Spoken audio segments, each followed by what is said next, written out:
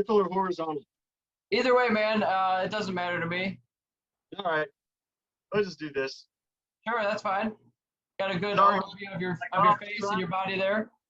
Yeah, I got off the track and I immediately had to measure 3 people. So I was scrambling and I haven't even got out my leathers yet. So I was like, hey, it'll be a good uniform, I guess. Perfect, it works. So welcome, and today is the EricSwannRacing.com podcast. It's June 8th already, 2021. And I actually just met you a few days ago at the track. That was pretty cool. And I have the last one that I posted was number 53 with Drew Lamoureux. He's a local guy from Michigan. Will Wildner is going to be number 54. I got Desiree Caldwell, number 55, coming out. Travis Wyman is 56. And then Arma with Arthur Kowitz is 57. And you are number 58 with Robert Lackey with Bison Track LLC. So I'm excited to have you on. And it's going to be a good talk. We were talking a lot at the track before we all went to bed. And I think you got a good thing going on. Thank you. Yeah, I was trying not to burn up all our content with that first conversation. We just kept talking, you know. For sure. So, yeah, it's been great. For those who don't know, Bison Track is we make custom leathers, gloves, pit shirts, knee pucks, undersuits, anything. But the track part of our name is actually very important. Most of the time, we kind of just cruise with Bison, but the track part of it is very important. I mean, it's what our business is focused around. We made the decision, we started this company that was our passion, was track days, especially racing, and in the gear to keep people safe while you're out on the track. So that's what we focus on, everything from the pit shirts to the suits that are on the track. So. And what year did you start? So we started the company in 2018, and it started a little bit as kind of an idea that, well, I could get into the whole story of how we started the company, but basically I'm a racer, as a club racer, and It's just kind of starting to get sponsors. It's all right, I got to put them on my leathers. And I went with one of those $450 Pakistani, guys, hey, I'll sell you leathers, $450. I'm like, yeah, sure, I'll give it a shot, right? And it didn't work out so well. So to the point that the leathers got me hurt. I crashed the first race I was in them, and they got me hurt. And I said, okay, I want to spend $1,000, right? And I started looking for like a legit set of custom leathers, and it just wasn't anything at the $1,000 range. I felt like everything underneath had to compromise. And then if I wanted a suit spec the way that I would spec it, it was $2,000 up. And I said, man, I really feel like I can hit this price point, if I had the right people. Just so happened I ran into a couple of friends of mine in Texas that had worked for competitors, in the industry, been in the industry, and they said, hey man, yeah, if you want to do this, they saw that my suit had failed, and they said, yeah. And I said, I'd like to start my own company. I think I could do better price-wise and quality-wise. Yeah. So they kind of got me some ins, and the next thing you know, I was, sitting in the Dallas Marriott, a conference room with some suppliers, and they had stuff laid out everywhere, and we were speccing our first suit. So wow. I wore that prototype suit for a year and crashed it 4 times, and it did great. And all of a sudden friends are like, hey, I kind of want one of those, what can you get me one for? And I said, man, the first 5 people that order suits, I do it cost, let's just hook you up. And those 5 people got suits, and they did really well racing and CMO race. People started seeing them, and then they started crashing. These guys started crashing, and people started seeing results.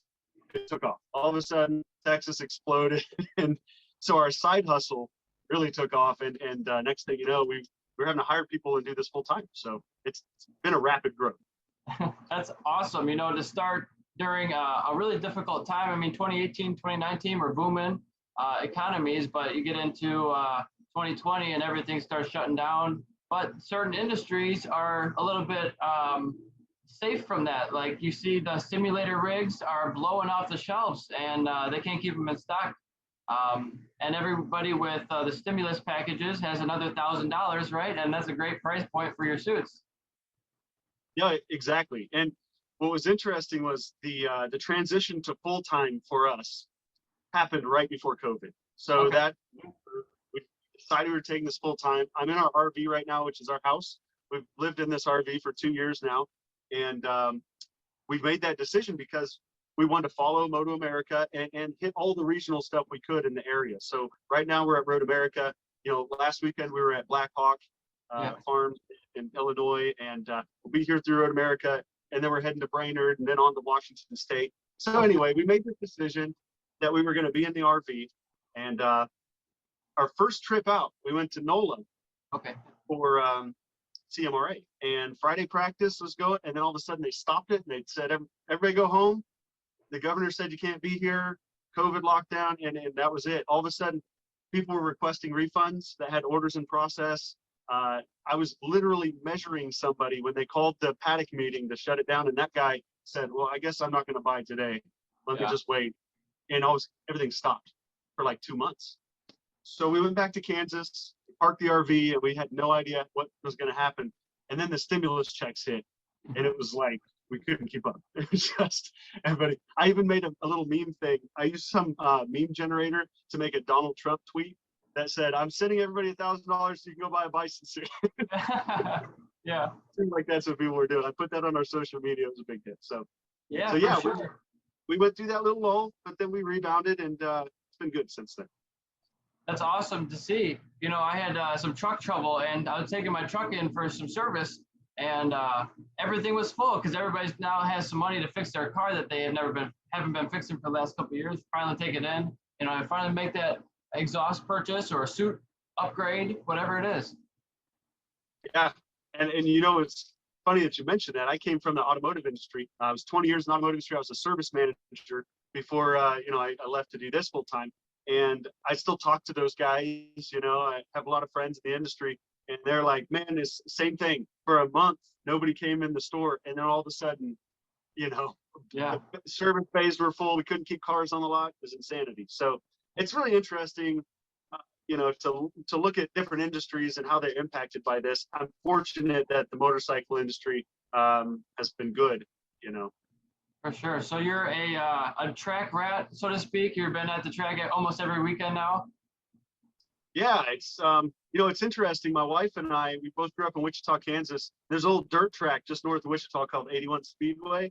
Yeah. And both our grandfathers raced, and you know, so we kind of grew up at the dirt track. And we joked that we didn't know each other at the time, but we were probably running around playing together, you know, in the pits at 81 Speedway. And so we kind of grew up around that. We just feel at home at the track, and it's our people too, man. And we meet so many new people.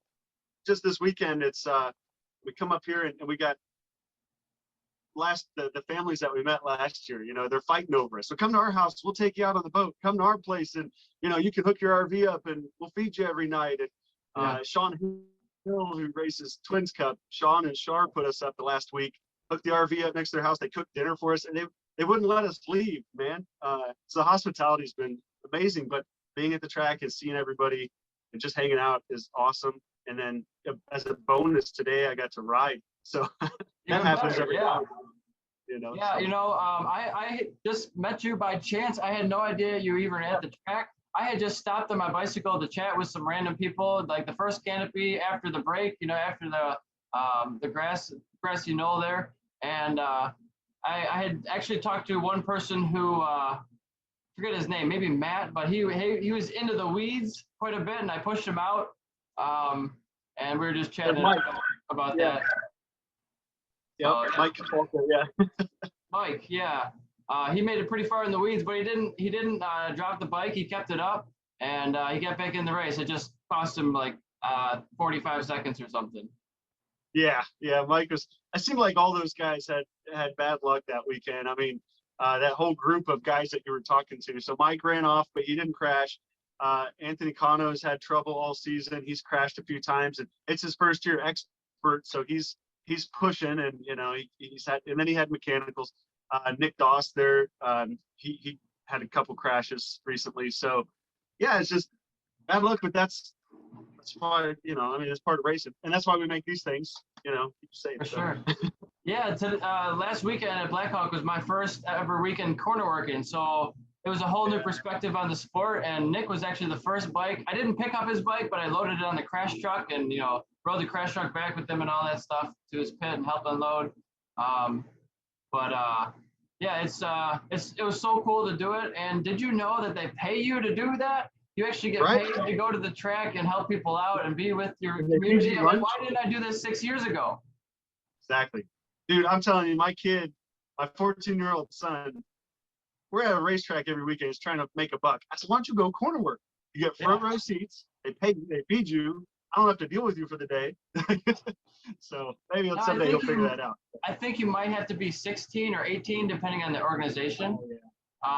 But yeah, for anybody who's over that age, and you don't even have to be physically strong enough to pick up a bike. If you are, that's great. You can be in those positions, but there's many different positions that are required. And I've never even been really offered, hey, come out. Nobody's ever tried to get me to be a corner worker, so I never did it. I never even thought about it really.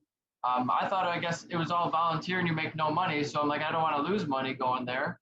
But it was Or like you have to go through some elaborate certification process. People think that too.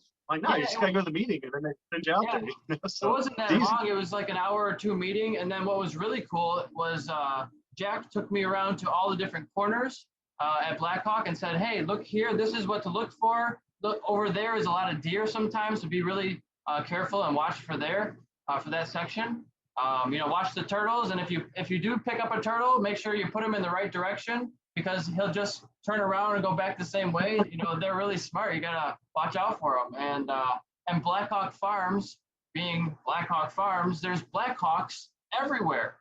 They're just circling. And I actually have a video on YouTube from 2012 when I rode that track of there was a Blackhawk on the track in the main straightaway coming out of the last corner, and he's just flying up right as I get to him. I almost smacked him with my windscreen.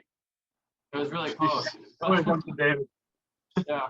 I hit a June bug and it about to take me off the bike. I can't imagine if you hit a hawk. It wouldn't be good. I mean, it wouldn't be good for him. I'm sure I just tried to tuck down a little further, but. Yeah, who was it? Was it Davicioso that punted the seagull with his head? Yeah, at Phillip Island. Yeah. That's cool. So what's on your mind? What's that? So what's on your mind? What do you want to talk about today? Man, we can talk Moto America. We can talk leathers. Those are kind of my jams right now. That's what I'm in the middle of. I don't know. What questions you have? I could talk all day, man, about anything motorcycle related. So I don't have an agenda. So I kind of mentioned this before. I wanted to dig in a little bit into how you got into manufacturing, and how you chose the manufacturer that you're running with now, and just dig into that a little bit. Sure. Yeah, it's interesting. The first question everybody asks, is where do you guys make your suits? And the answer is Kansas, in the United States. And they're like, Yeah. Really? I said, no. But why does it mess with your head if I tell you it's Kansas, right? So when we started doing this, the suppliers that I met were in Pakistan. That's frankly where all of them are, unless it's Italy. You got some stragglers here and there. But in terms of the leather industry, Pakistan's #2 to Italy, and they do a terrific job. I actually wrote a blog on bisontrack.com on our website, which is it's titled "Why Pakistani Leathers Have a Bad Rap and Why You Need to Get Over It." And basically, I just attacked it head on and said, "Listen, this is the elephant in the room. Pakistani leathers have gotten a bad rap over the years, and it's because of those suits like the one that I bought. $450. Okay, I'll take it. It looks great. I open the box. Man, this is great. I pick it up and I'm like, oh man, it's made out of paper. I mic'd it. It was 1.1 mil leather. Wow. For comparison's sake, we use 1.1 mil kangaroo. So, it was definitely too thin, and it tore, and the padding that was in it got me bruised everywhere. So I see that, and I'm like, yeah, this is definitely why they have a bad rap. And then they're going to hit you up on Facebook. You got a motorcycle in your profile page, you get 5 messages a week, hey, you want to buy a suit? You want to buy a suit? No, I don't want to buy a suit. I just got one yesterday. Man, the thing is, there are good and bad in the Pakistani leather industry, right?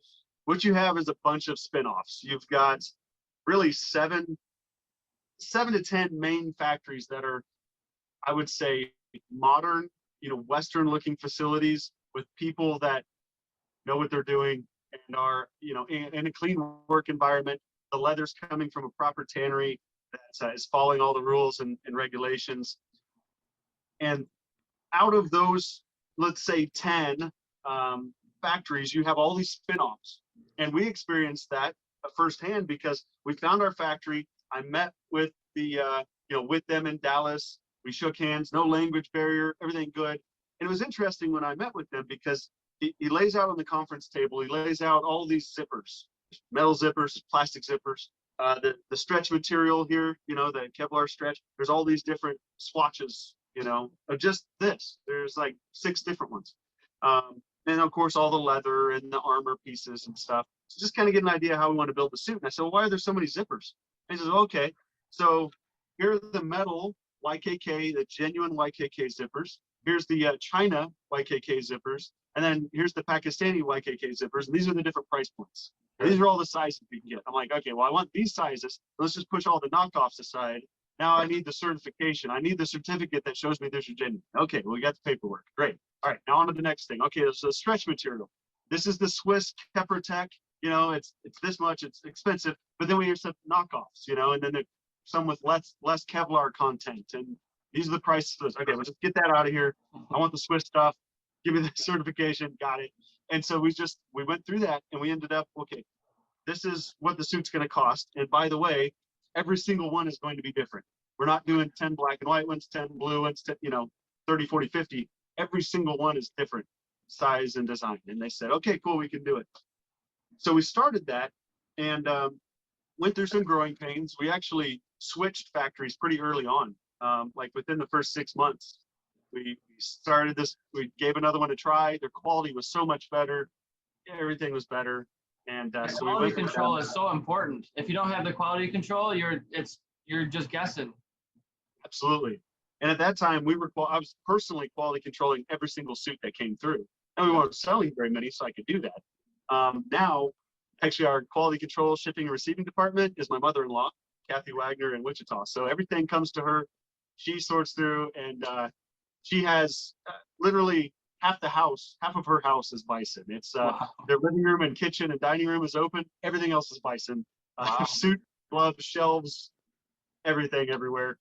We're getting ready to expand that. Yeah, we're going to have to. We're going to build something and expand that out. So that's good.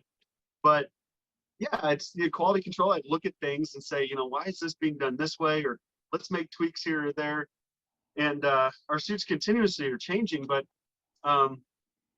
the quality has to be there. The price, it costs us more now to make the suits than when we started, but we haven't raised the price. I'm very firm on that $9.99 price point. I want to stay there. And frankly, our margins are a lot tighter than some of our competitors. And you see that our competitors, when they do a sale, their price is exactly what our price is. And I always wonder if it's coincidence or not. I'll have somebody message me, hey, such and such is doing a 30% off sale. I'm like, that's cool. I go look, I do the math, and I'm like, hey, it's now $20 more than our suit instead of, 300 more. So it's just something that we always said we didn't want to be JCPenney's. I want to do $1,000. I don't want to do a sale every time to, I want to be a good price. So that's how we got where we were. And where I was going with that is, we found our factory, things were running great. And then all of a sudden I get a message one day from my contact and he says, hey, so I want you to work with me and not the factory. I'm like, what do you mean? You are the factory. And he's like, well, but I'm starting my own gig. So you should just ditch them and stay with me. And I'm like, see, this is what happens. Then they get all the knowledge and then they want to do a spin-off. They spin off their own factory. And not that there's anything wrong with it. I mean, that happens in any industry. Sure. But that's why you have hundreds and hundreds and hundreds of non-certified factories in Pakistan that want to sell you leathers. And the exchange rate is so great that it's a numbers game for them. That's why they're just sending emails to everybody. And by the way, if you get your suit and it's a piece of crap or it doesn't fit, I mean, they don't care. They're not looking to sell you another suit a few years down the road like we are. We give a 2-year warranty, a fitment guarantee, 100%, all these things because we want you to come back. And they don't care about that. So that's the trick with the Pakistani leather industry. As we've done the legwork, and we have the ongoing communication, the quality control. We stand behind our stuff. We provide the warranty and the guarantee, so you don't have to deal with a toss of the dice. We're right there to take care of you. So, in fact, just today, I saw somebody riding out there in our Bison suit, and I knew he ordered matching gloves, but he wasn't wearing his gloves.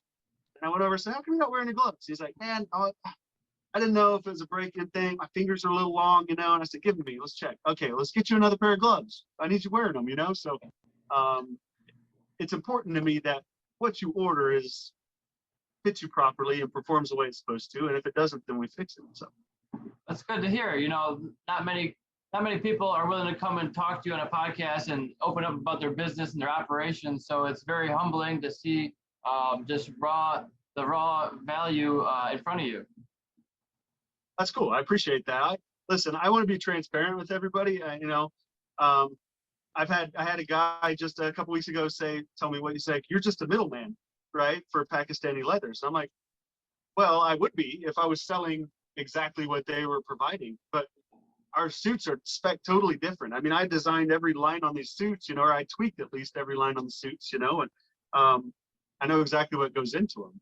And you put together your unique package of, your zippers and your materials and your Kevlar and everything, and the logoing, the lettering, how it's designed. Yeah, I mean, sure, that company makes maybe hundreds of different products, but yours is your unique brand that's yours. Yeah, and that's what we're constantly doing, is trying to figure out that next thing, that maybe our competitors don't have, because I know of at least a couple of our direct competitors in the States that are made in the same factory that we are.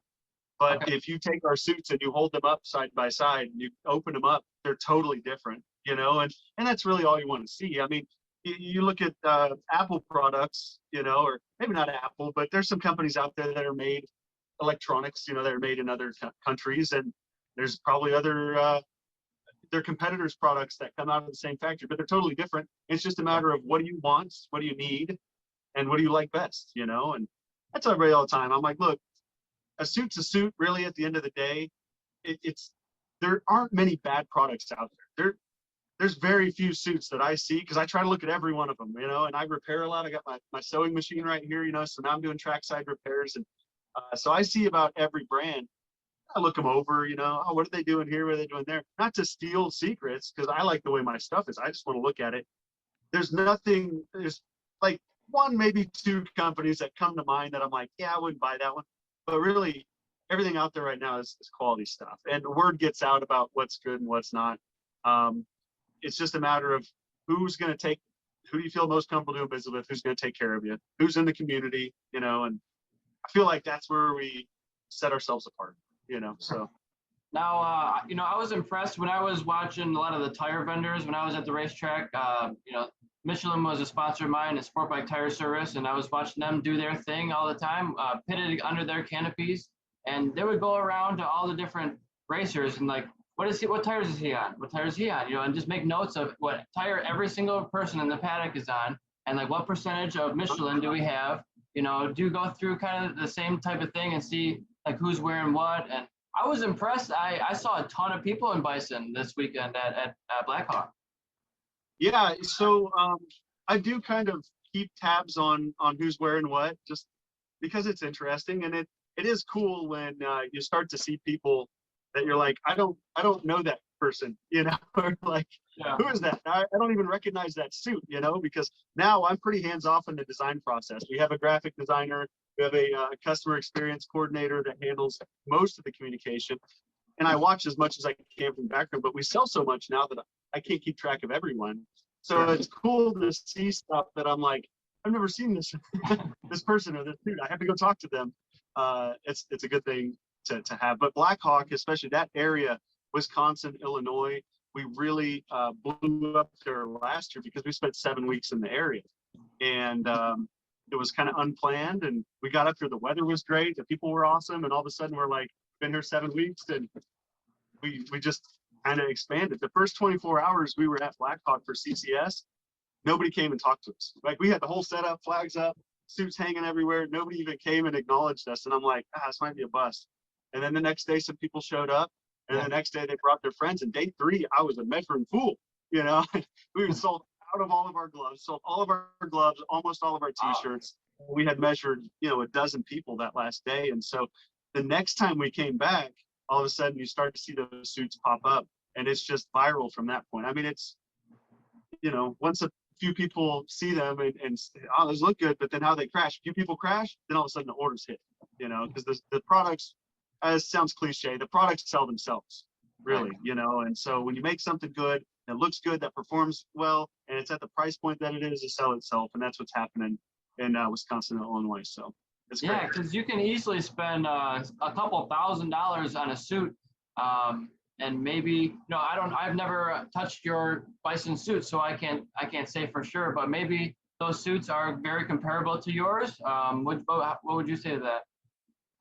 Yeah, I mean, honestly, I would put our suit and our gloves up against anything else on the market. I am a firm believer in that. I'm wearing this is my first kangaroo suit that I've ever had, and so this season I got a kangaroo suit, and this thing is just like, it's like butter, man. It's so soft, and I just want to pet it, and but it's really, it just feels like a second skin on my body, It's nice and lightweight, but I've seen these things crash enough too to know that they hold up excellent. I know all the stitches, all the features, everything that we've done on these suits to keep the riders safe. That's why we're just trying to get as many out there as we can, especially in Moto America. Last year we had 4 Moto America riders. This year we have 25. And that that's a big increase. What's that? That's a huge percentage increase. Right. It's huge. And that's good. We have people come up to us all the time at Moto America events, officials, or even competitors. We had a competitor come up to us at Road Atlanta and say, hey, like, we kind of see what you're doing. And so say, like, it's pretty awesome, but you're the reason I'm here, situation. So to hear that from a competitor was cool. But yeah, we want to get them. That was our kind of business model from the beginning, because we don't have a huge advertising budget. We don't, what are we going to put that into? And I said, well, let's do sponsorships. And honestly, for our Moto America riders, we don't even really give anything to Moto America. We just can't do it. We're so small. So we did discount percentages. But what I said was, I'm going to be at the event. I'll be at every event. And I'm going to do what I can to cross promote your brand via social media. And so that appealed to a lot of people, especially up and coming riders trying to get their name out there, trying to get in with the team. Yeah. And last year we actually, we made some connections with Mini Cup or Junior Cup kids and connected them with teams, that we had, had ties to, and said, hey, come over here and let me introduce you to the team owner, And so it's little things like that we try to do, because really we got to have these suits out there in Moto America. That's my vision. People see them out there firsthand. You see them crash on TV. It's right there for everybody to see.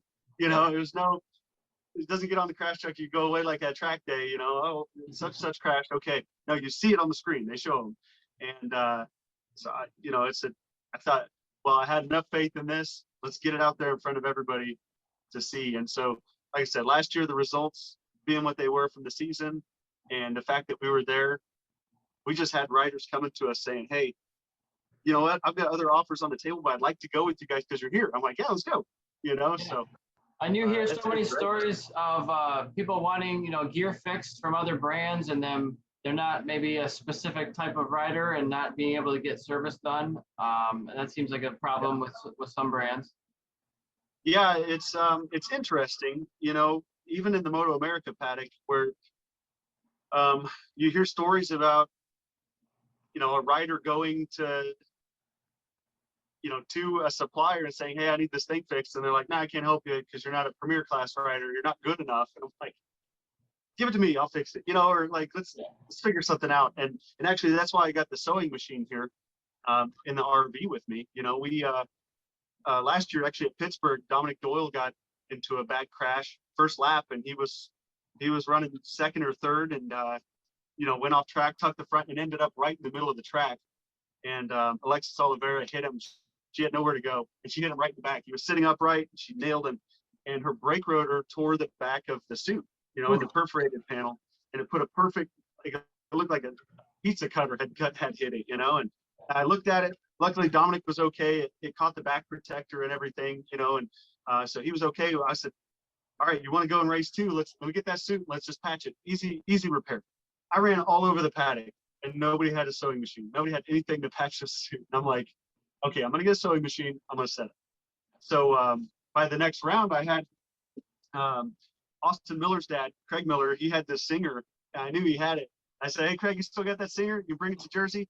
"Yeah, sure." So he sent it with Robert Coppolis, and I picked it up. And that first weekend, I had a rack of 8 different brands of suits. Guys that had crashed on Friday practice. "Hey, can you put a patch here? Can you patch this? Can you stitch this? I know it's not a Bison suit." I'm like, "Yeah, sure. I'll help you out," And actually, most of those guys are in Bison this year because I helped them last year, And to me, that's the thing. It's like, take care of people, and it'll all come around in the long run. Like, don't look at, I got to make a buck right now. Look at the long burn, right? And that's what I tried to do this past year. I think it's going to pay off. So we'll see. Sounds like you're giving back, and it's coming back to you just as well. Yeah, I hope so. My thing is this, man. I want to be out there as much as I can. And I went from racing full seasons to club racing to just basically the spigot turned off last year. So I didn't have the money, but also every time I'm at a racetrack, I just get bombarded, and I'm working. I turned to Tosha at one point. We were at my favorite track, Hallett Motor Racing Circuit in Oklahoma. We pulled in there. I didn't even have the RV in park yet, literally, and somebody's knocking on the door. And I turned to Tosha. I'm like, "I got a bad feeling." And she said, "What?" I said, "I'm not going to be able to race anymore." This is how it's going to be. And sure enough, from that knock on the door until Sunday night, like, we didn't stop. We were just go, go, go. And I got on the track a few times. I did an endurance race. And every time I went out for a stint, I come back. There were 3 people looking for me, in an hour. And I'm like, man, this is tough. Yeah. So, anyway, I try to get on the track as much as I can. But since I can't get out there, it's like when I see Bison out there, it's like there's a little piece of me rolling with them, Yeah, I take a lot of pride in that, whether it's a, novice track day rider or, somebody up on a Moto America podium. If they're wearing Bison, like, I take a lot of pride in that. So, yeah, I just try to help everybody out I can and not get spread too thin, try to ride that balance, but it's working out. So. And you have one of the best spots for visuals of following another rider as advertising, right? That logo right in the middle of the back, you got it.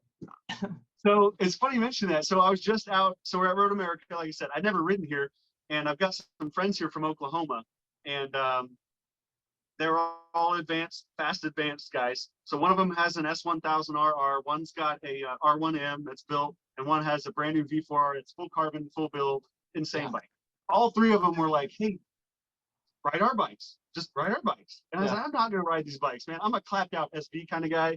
So I'm like, I cannot have an affair with one of these supermodels. And, I can't afford to do that. So, well, they twisted my arm enough. So yesterday I got out on the S1000. All right. And had a blast. But today, so yesterday I was an intermediate, kind of learning the track. Today I bumped up to advanced. And so I had the guy on the R1, Justin McMurray, and then Brian Zortman on the V4R. We were all 3 together, the last session. And we passed the guy on a Gixxer 750. And so we had a good train going. We come into the paddock, and the guy on the 750 comes by, and he's like, "Man, you guys were rolling. That was great tail, and your lines are good." And he goes like, "Do you guys have T-shirts?" And I said, "Well, sure. Yeah. Bison shirts. Yeah, I got Bison shirts." He's like, "Cool. I'm going to come buy a shirt." Just because he saw the 3 Bison suits, and they're all, suits. So he came up and he's like, "So what is the Bison thing?" And I'm like, "Well, that's our suit company." And he's like, "Wait, you guys make custom suits?" I said, "Yeah." And guess what? That was why I was late for this thing. You're doing some measurements for him right before this. Yeah. So he's like, I need a suit. I need gloves. So I'm showing him our stuff. And I'm like, I got to get on this podcast. But I told Tosha, I said, "See, I need to get on the track more often because that just sold us a suit." Yeah, see, riding is good too. You sell stuff when you ride. Exactly. Yeah. But it's funny because everywhere we go, like at Blackhawk, Mike Kachalka that you met and Nick and those guys, I've known them for a year now, but I've never ridden with them. So they're like, "Oh, are you going to ride with us? You going to ride with us?" I'm like, "No, I can't. I got to work." Yeah. So yesterday to get out there with Mike Kachalka and ride was really cool, so. For sure. Yeah. So tell me a little bit about your track riding, your racing experience, and what you learned from that.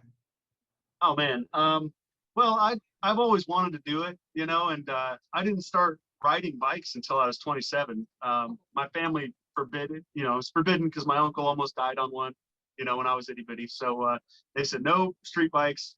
I played hockey for 20 years. That was great. But once I stopped playing hockey, at 27, I was miserable, depressed. And that was the fuel prices went through the roof that year. And I got a scooter, got my foot in the door because the wife was like, "You're not having a motorcycle." And I said, "Well, how about a scooter?" And she's like, "Whatever." What So I kind rode of that scooter? scooter. Do what? What kind of scooter? Oh, like a 150 Chinese 150cc scooter, you know? Yeah, I learned on a Kimeco People 250. It was my dad's. There you go. That's like exactly what I had, but it was 150 version.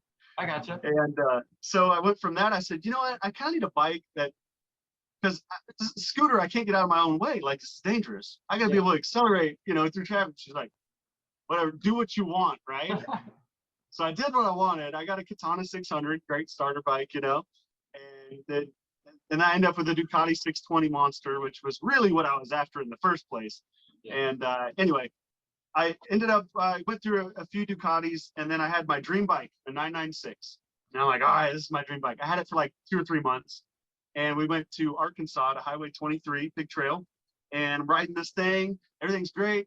Front scrubs on the corner. I stand it up, and I just pitch it out in the woods. You know, it's like got on the shoulder, and I was like, what the hell am I doing? You know, looking at this bike laying out in the woods, and I'm like, I should probably go to a racetrack, right?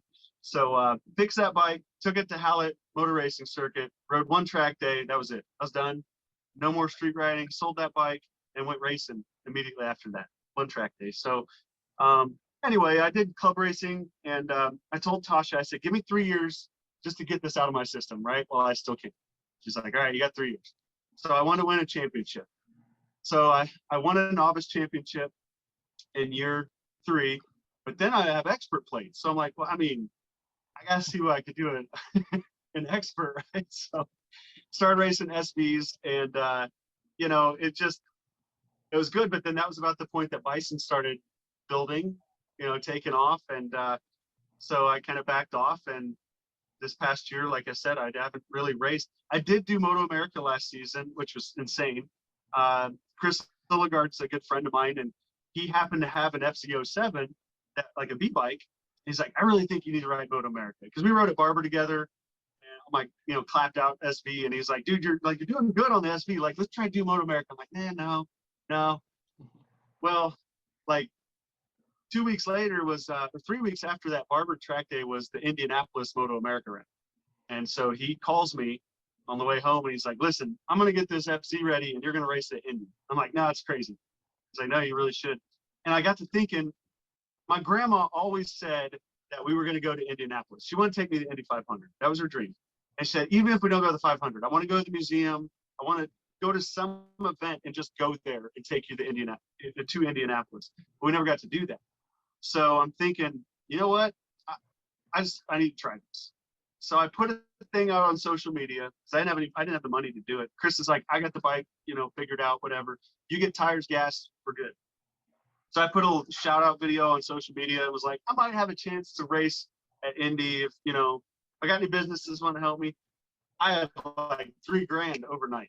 Wow. I mean, it was crazy. Friends, family, businesses, just, you know, and it was like $10 here, $20 here, but then it was like 500 here, you know, and so it was huge. And I was able to get out there and ride at Indy, but frankly, the bike, we had some mechanical issues, and I was rusty, and it just didn't work out.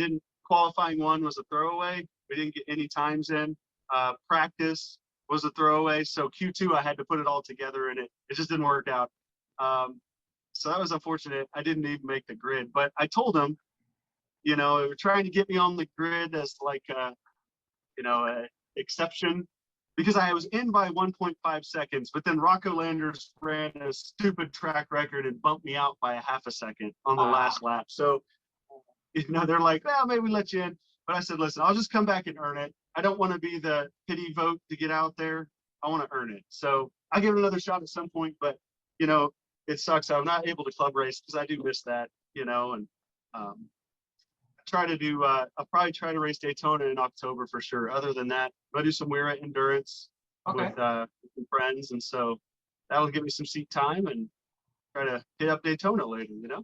Well, that's exciting. And they give you such a short amount of practice time to begin with. If you're not already racing every season, every race, it's hard to jump into a pro race and qualify within, what is it, 1.08 seconds or 07? Yeah, it's 110%, in Twins Cup. And so that should be totally attainable for me. I mean, knowing who I should have been in there easy, but it just, like I said, it didn't come together that weekend. And then in Q2, I put a lot of pressure on myself. So, it just is what it is. That first pro event is insane. I mean, even me being around it and helping in the pits with other riders and doing the Bison thing, being around the atmosphere, it was still overwhelming for me as a rider.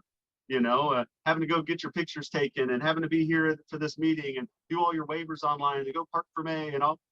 It's like you just got to get that first one out of your system because it's kind of a deer in the headlights, situation. So it's a lot thrown at you, and here's a big camera, now talk. Yeah, exactly. Yeah, you turn around and there's like lights and cameras and stuff. It's like, whoa, this is legit. So I think I was just kind of wrapped up in that, put too much pressure on myself, and then, off we went. So yeah, and no pressure. It's only going to be broadcast to like 6 million households. yeah, exactly. Yeah, I wasn't worried about that. I didn't even think about that. It's just I just wanted to make the grid. I felt so much pressure. I kept missing that Q1, and so it was a bad deal. I just tell this story real quick because they're like, okay, we put enough fuel in the bike. Come in at lap 5. You're gonna come in the pits. We're gonna check your tire pressures, see how everything's going, make a suspension tweak, go back out. Great. Then I got out there and they're waving me in, boarding me in, and I said, no, I just need all the track time I can get. I need all the laps I can get. I'll get a tow, and that'll be the lap. Well, with 3 laps to go, Rocco set that lap, and all of a sudden they're like, go, go, go. So I'm trying to put it all together. And the second to last lap, I felt like I had a really good lap. I was coming on the front straight and almost high sided, right? Okay. I got one more lap. I put it all together. I got a great tow, and I'm coming on the front stretch. I'm like, all right, I got a draft. I put it all together, and the freaking bike ran out of gas. Oh no. It just, and because I didn't come in and pit like I should have. So, it's a learning experience, but that was just how things went for me that weekend. So anyway. Yeah, and on race bikes, there's usually not a gas light that's activated. There was a gas light. I was very well aware that thing was flashing, but I'm like, I've gone this whole lap. Surely it won't run out of gas on the last corner. Surely, and it did. So yeah. The very first time I took my Triumph on the back on the track, I didn't put gas in it because the gas light wasn't on, and turns out you need to put gas in the bike to make it run. Yep.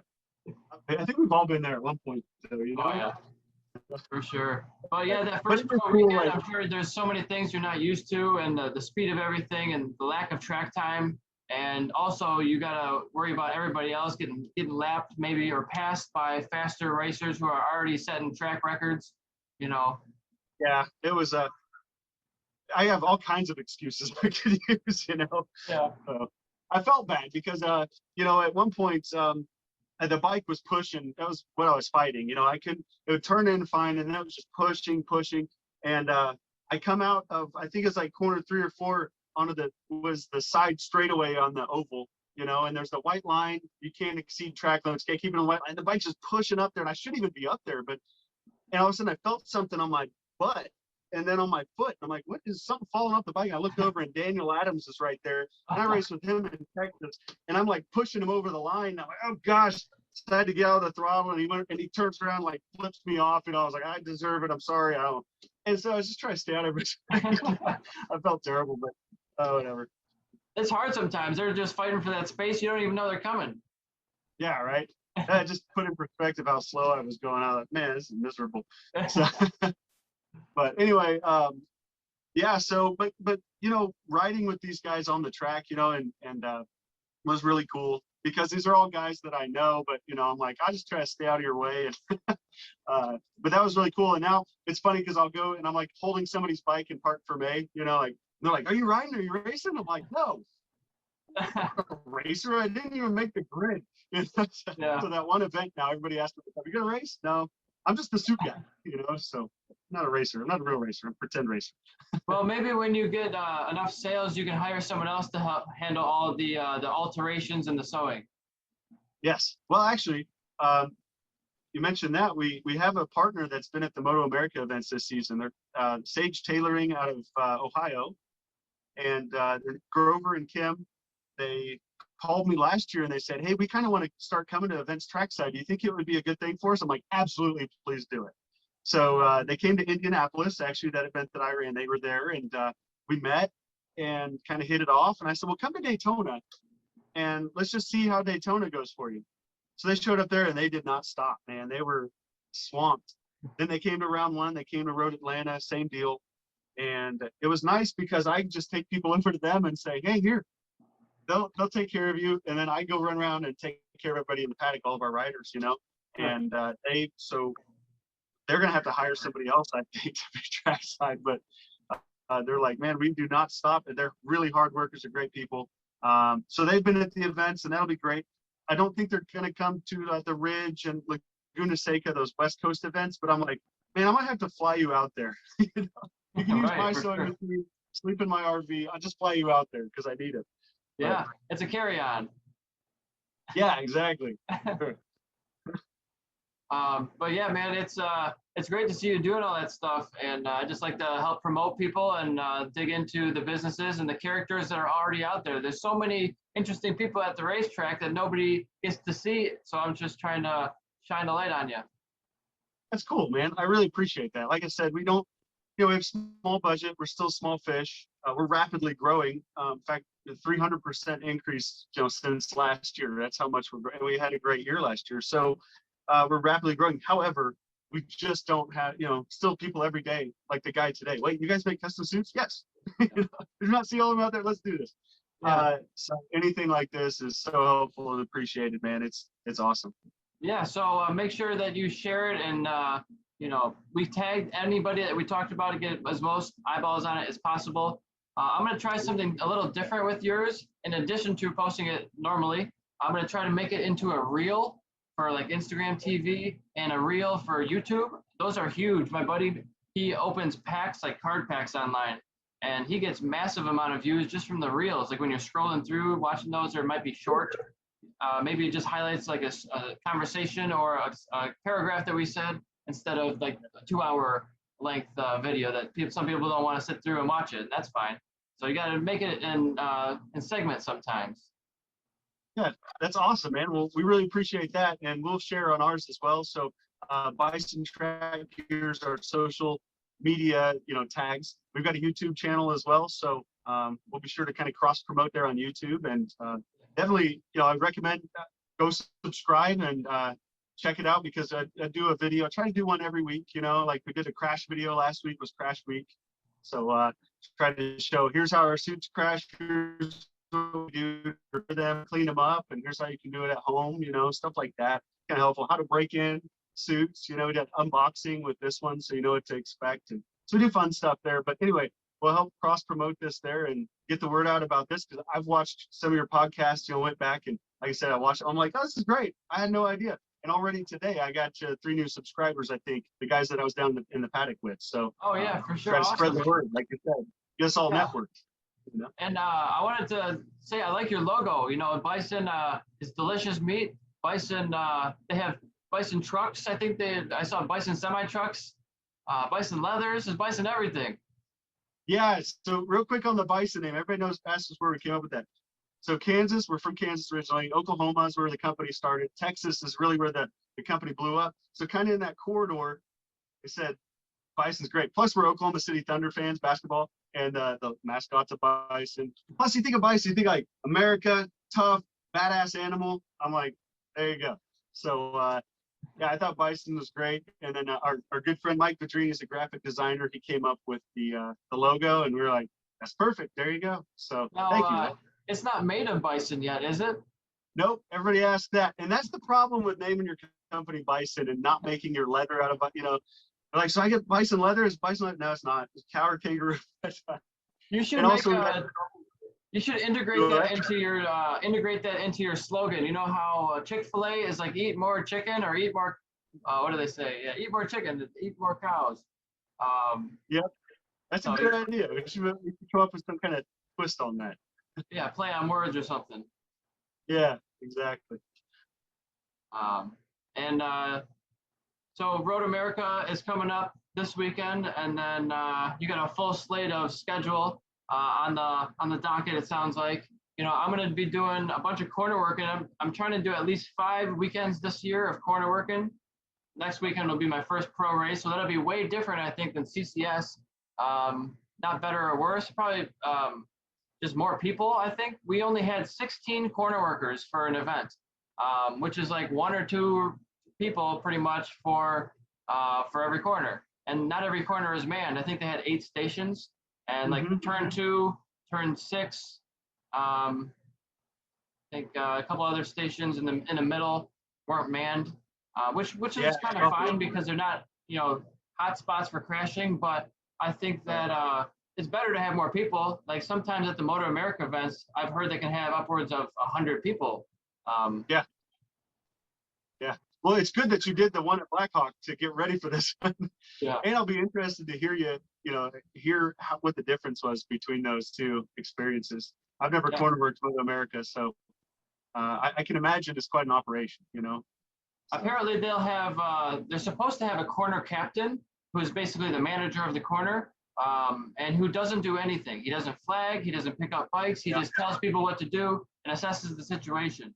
And one of the things that you learn when you get into corner working, it's like being a 911 dispatcher. Everybody's got a headset on, and the communication with the race director or the safety crew director, like race control basically. And you're talking back and forth and saying what's going on, but you're not panicking. Oh no, somebody crashed. That's not how you communicate. You got to be a calm manner. Turn 7, rider down, left. Rider's back up. He's pushing his bike up and he's on his way. No flag. Or whatever the situation is. You never want to say red flag. Nobody says the word red flag except for the race director. You always say request crimson, or there's a crimson bike. You don't say there's a red bike, because if somebody hears the word red, they might throw the it's flag. like yelling fire. Yeah. Exactly. Yeah. And there's a way to communicate on the radio. You gotta press a button on the top here and make sure the mic is close enough to your face so they can hear you. But also you can't step on other people when they're talking. You gotta wait for them to stop talking. So you can't like step on someone else. That happened a couple of times, and people get frustrated, but you gotta say, okay, corner 2 or corner 3, go. And then when you're done, corner 4, now it's your turn. We can't talk at the same time. Exactly. That's where the over comes in. Over, I'm done. Right. And walkie-talkie advocate. Yep. And then my corner captain, I guess, there's only 2 of us at the corner, but he was the veteran, Jim Probst, and he was he does corner working for the last like 30 years, and he does IMSA, he does CCS, all kinds of stuff. He's a pro, and he had a walkie-talkie to give me so that we didn't have to always communicate on the main radio. We could just communicate back and forth. So when I was doing catch over the weeds in the side by the by the marsh area and the trees, we're a football field apart. We could do some hand signals here and there, but it's a lot easier if we could just talk between us. It's a great idea having the 2 walkies. Yeah. And I feel like a badass. I got 2 walkie-talkies. I got a whistle. I got a hat on. I'm ready to go. Got my lanyard with your name on it, spelled incorrectly. Yeah, I got an ID was misspelled, but that'll be fixed hopefully. And actually, I got another 4 events because they said they want me back.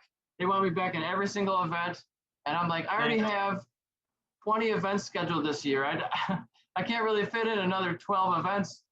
And I still work a full-time job and run a business, and I'll have 2 renters and all this stuff. And I don't even know when I'm going to get to all these podcasts. I'm already behind on editing these podcasts, but I'll do it eventually. I'll get it out there. I feel that. Yeah, I'm the same way with Bison. I've got a bunch of footage that I've shot. I try to edit it and upload it whenever we got Wi-Fi, parked somewhere. So I feel you on that one. I'm sure it's difficult. But hey, well, before we move on from that, I thank you for corner working, and I'm glad that you enjoy it so much because people need to go out there and corner work.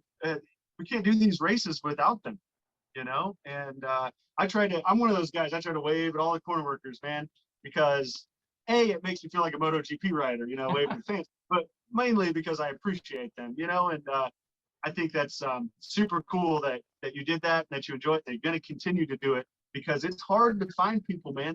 There's people that say, man, I got to wake up at 6 in the morning and go to a writer's meeting. I got to stand out there all day. They're going to feed me lunch. It's just going to be a sub sandwich or a burger. I'm like, hey, you got front row seats, you get paid, you know, you're going to have shame of some sort. Like, get out there and do it, man. So if you like motorcycles, you like watching motorcycles, I encourage anybody to go corner work, go to your track, ask them where they need help, because that's a big thing. And so thank you for doing that. I appreciate it. And I just want to spread the word too. It's so awesome, man.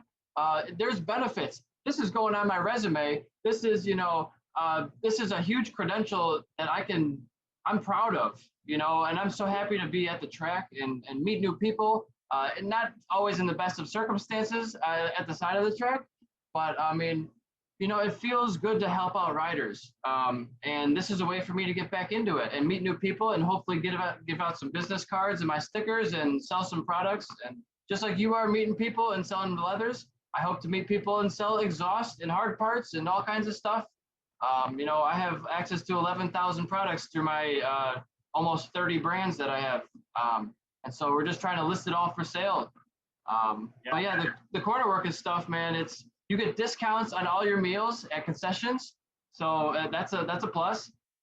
There is usually a pagoda or some sort of fixed canopy or underneath for all the corner worker stations.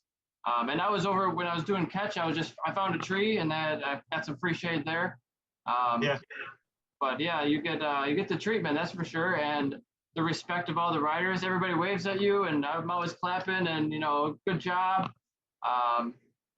It's a blast. And I want to do, or I have the option to do basically any CCS event right now. And, since they do pay you, I could even fly out to some of the events because I can't really take much more time off of work right now. But if I leave on a Friday, they don't really need Friday practice. It'd be good to have Friday practice covered, but the real need that they need covered is a Saturday and Sunday races, because sometimes they'll have double headers. They'll have 17 races on Saturday and then 16 races like at Blackhawk this past weekend. And so you need a lot of people out there. And so if you only had access to do Saturday and Sunday, they'll have you for that too. So, I could go out to, on my list that I could do is New Jersey Motorsports Park, New Hampshire Motor Speedway. There's Daytona is actually one of the events that I could work. Gotta go to Daytona.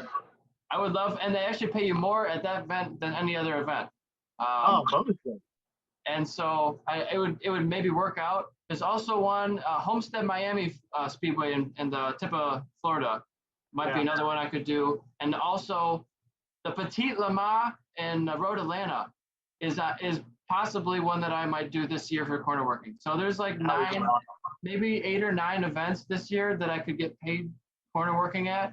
So it's like, this is freaking awesome. This is a whole new ball game I never even thought of. It's like, why didn't I do this? I said that already. Why didn't I do this 6 years ago? But also, why don't I be an official? Like, this is being safety crew. There's flagging and communication. F&C is what they call it. But it's not technically race control. Race control is like timing and scoring, giving out penalties, actually doing the photo finish, like determining who's in what position and all those things. That's separate from the safety crew.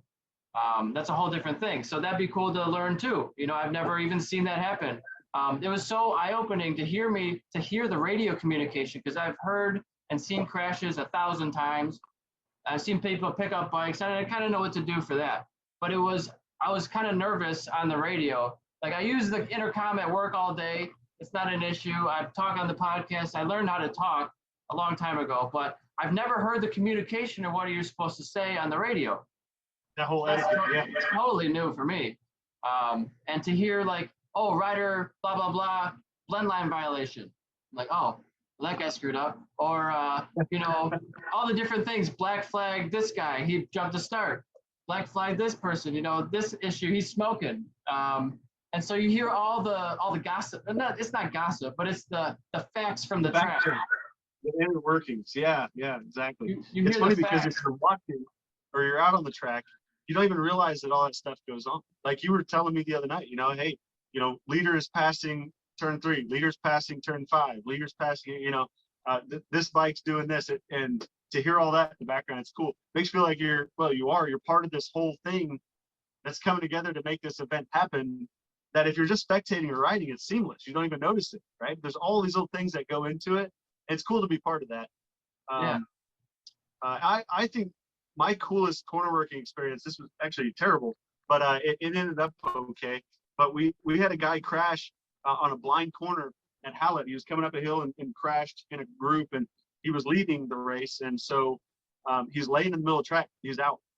And so I ran out and I was able to stand kind of over him where I figured I was safe. I was pretty much on the line, but I could see everybody coming in, wave him around the guy. He would have got hit if I wasn't out there. But I was able to kind of help him up, drag him off the track, and before we could get the red flags out. But that guy and I became friends after that. He's like, man, you stood over me and kept me from getting run over it. But that made me feel really cool. Like, made me feel good, like, man, I might have saved that guy's life. I don't know, but it's a real thing, man. It's a very dangerous and violent sport that we all love. And if we can try to make it safer, if I can help, if I can be a part of that and actually do something and not just talk about it, that's what I want to do.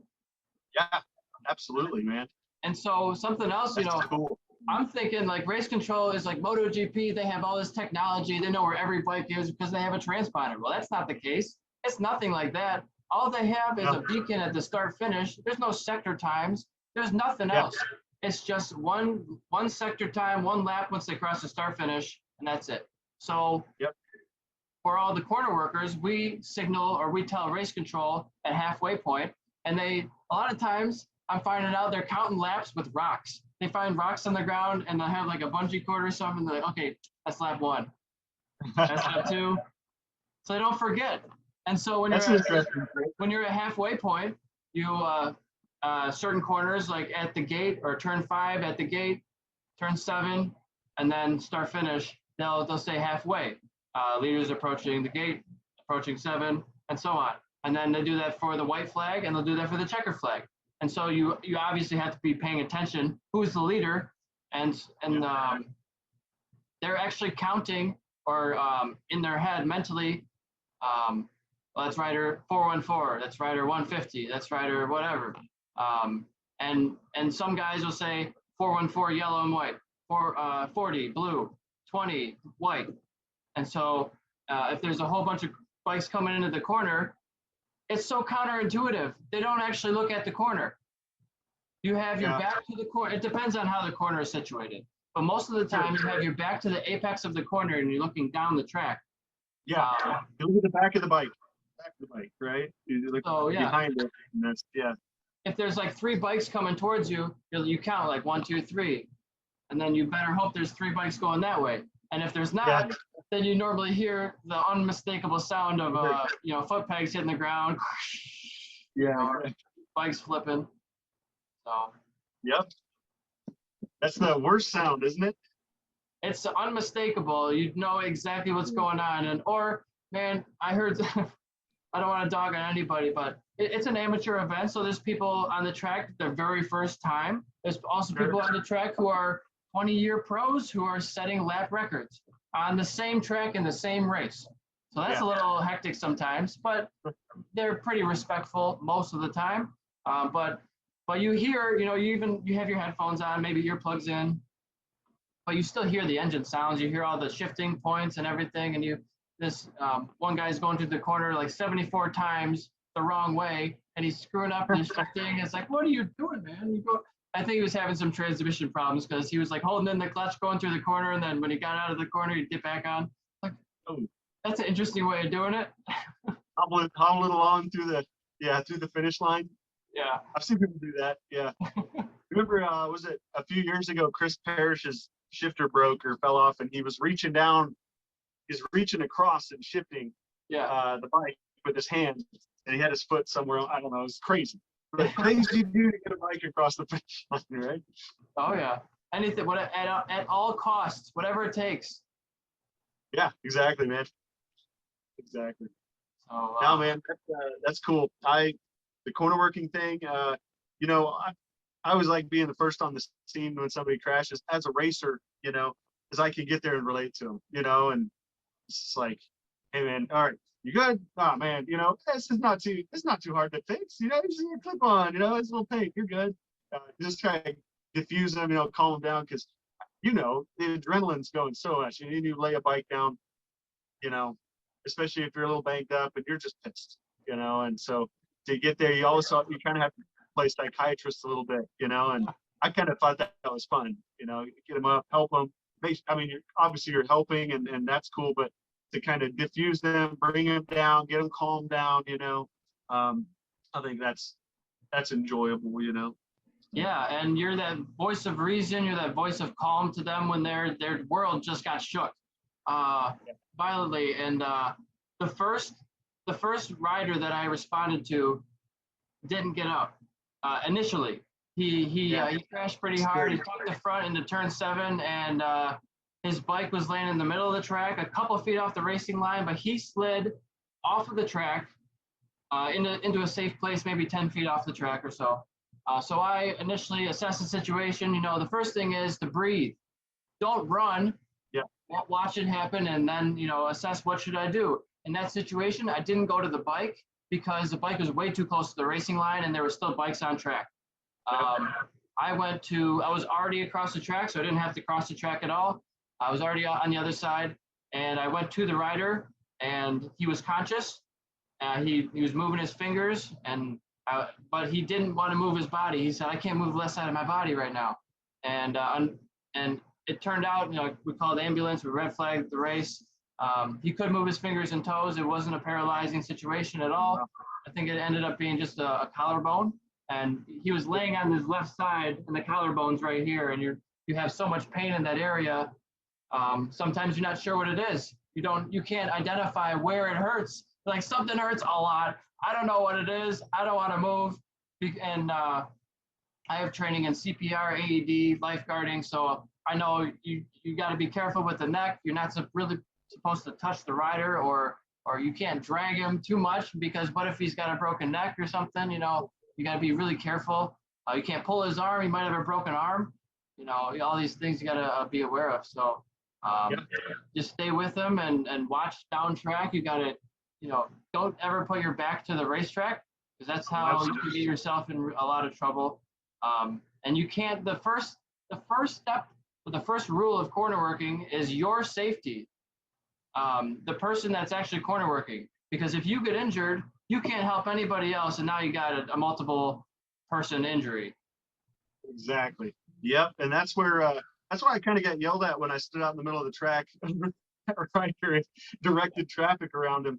You know, they're like, you shouldn't have done that. I'm like, I know I shouldn't have. I knew that was against everything that we learned. But, you know, I see a guy laying there and I know he's in the race line on a blind turn. You know, sometimes your head does other things. But yeah, you got to be safe when you're corner working. And actually, wasn't too long ago, was it 2 or 3 years ago, there was a corner worker lady that was hit and killed by a bike. It was corner working, you know.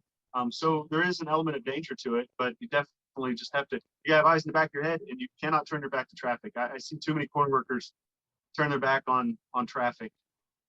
You know, if there's any fluid or anything on the track from that prior crash, you could have 3 or 4 bikes hurtling at your calves and not even know it, you know. For sure. And you know, one of the first bikes I went to, my back was to the track, and I was like, oh no, wait a minute, I have to put the bike back down and wait. And you know, it's that training, it's that gut reaction that you need to have when you're in those situations to come out on top. That just comes with experience and attending those corner worker meetings. They keep drilling it in your head, right? Yeah. So it's exciting. It's a whole new venture for me. It's I'm actually really excited about it. It's something fun to do. I'm disappointed that I'm not on the other side of it riding, but at the same time, you're either going to be depressed or you got to find a way to you know, keep going and march on. And so I'm just doing something that's related to the track and learning something different. That's in the same sport. That's why Bison exists. Yeah, same thing. It's like I want something that I knew that, okay, I've plateaued at like novice championships, right? So how am I going to stay around this sport? And this is my long-term plan. I stay at the track. I can help the riders see them out on the track in my gear, take pride in that. But I don't have to be out there. I don't have to be spending the money and putting myself at risk when I'm older. I can still be around it. So yeah, I feel you 100% on that. And corner working is just probably going to be a foot in the door to, sounds like, bigger things, more involvement with racing orgs.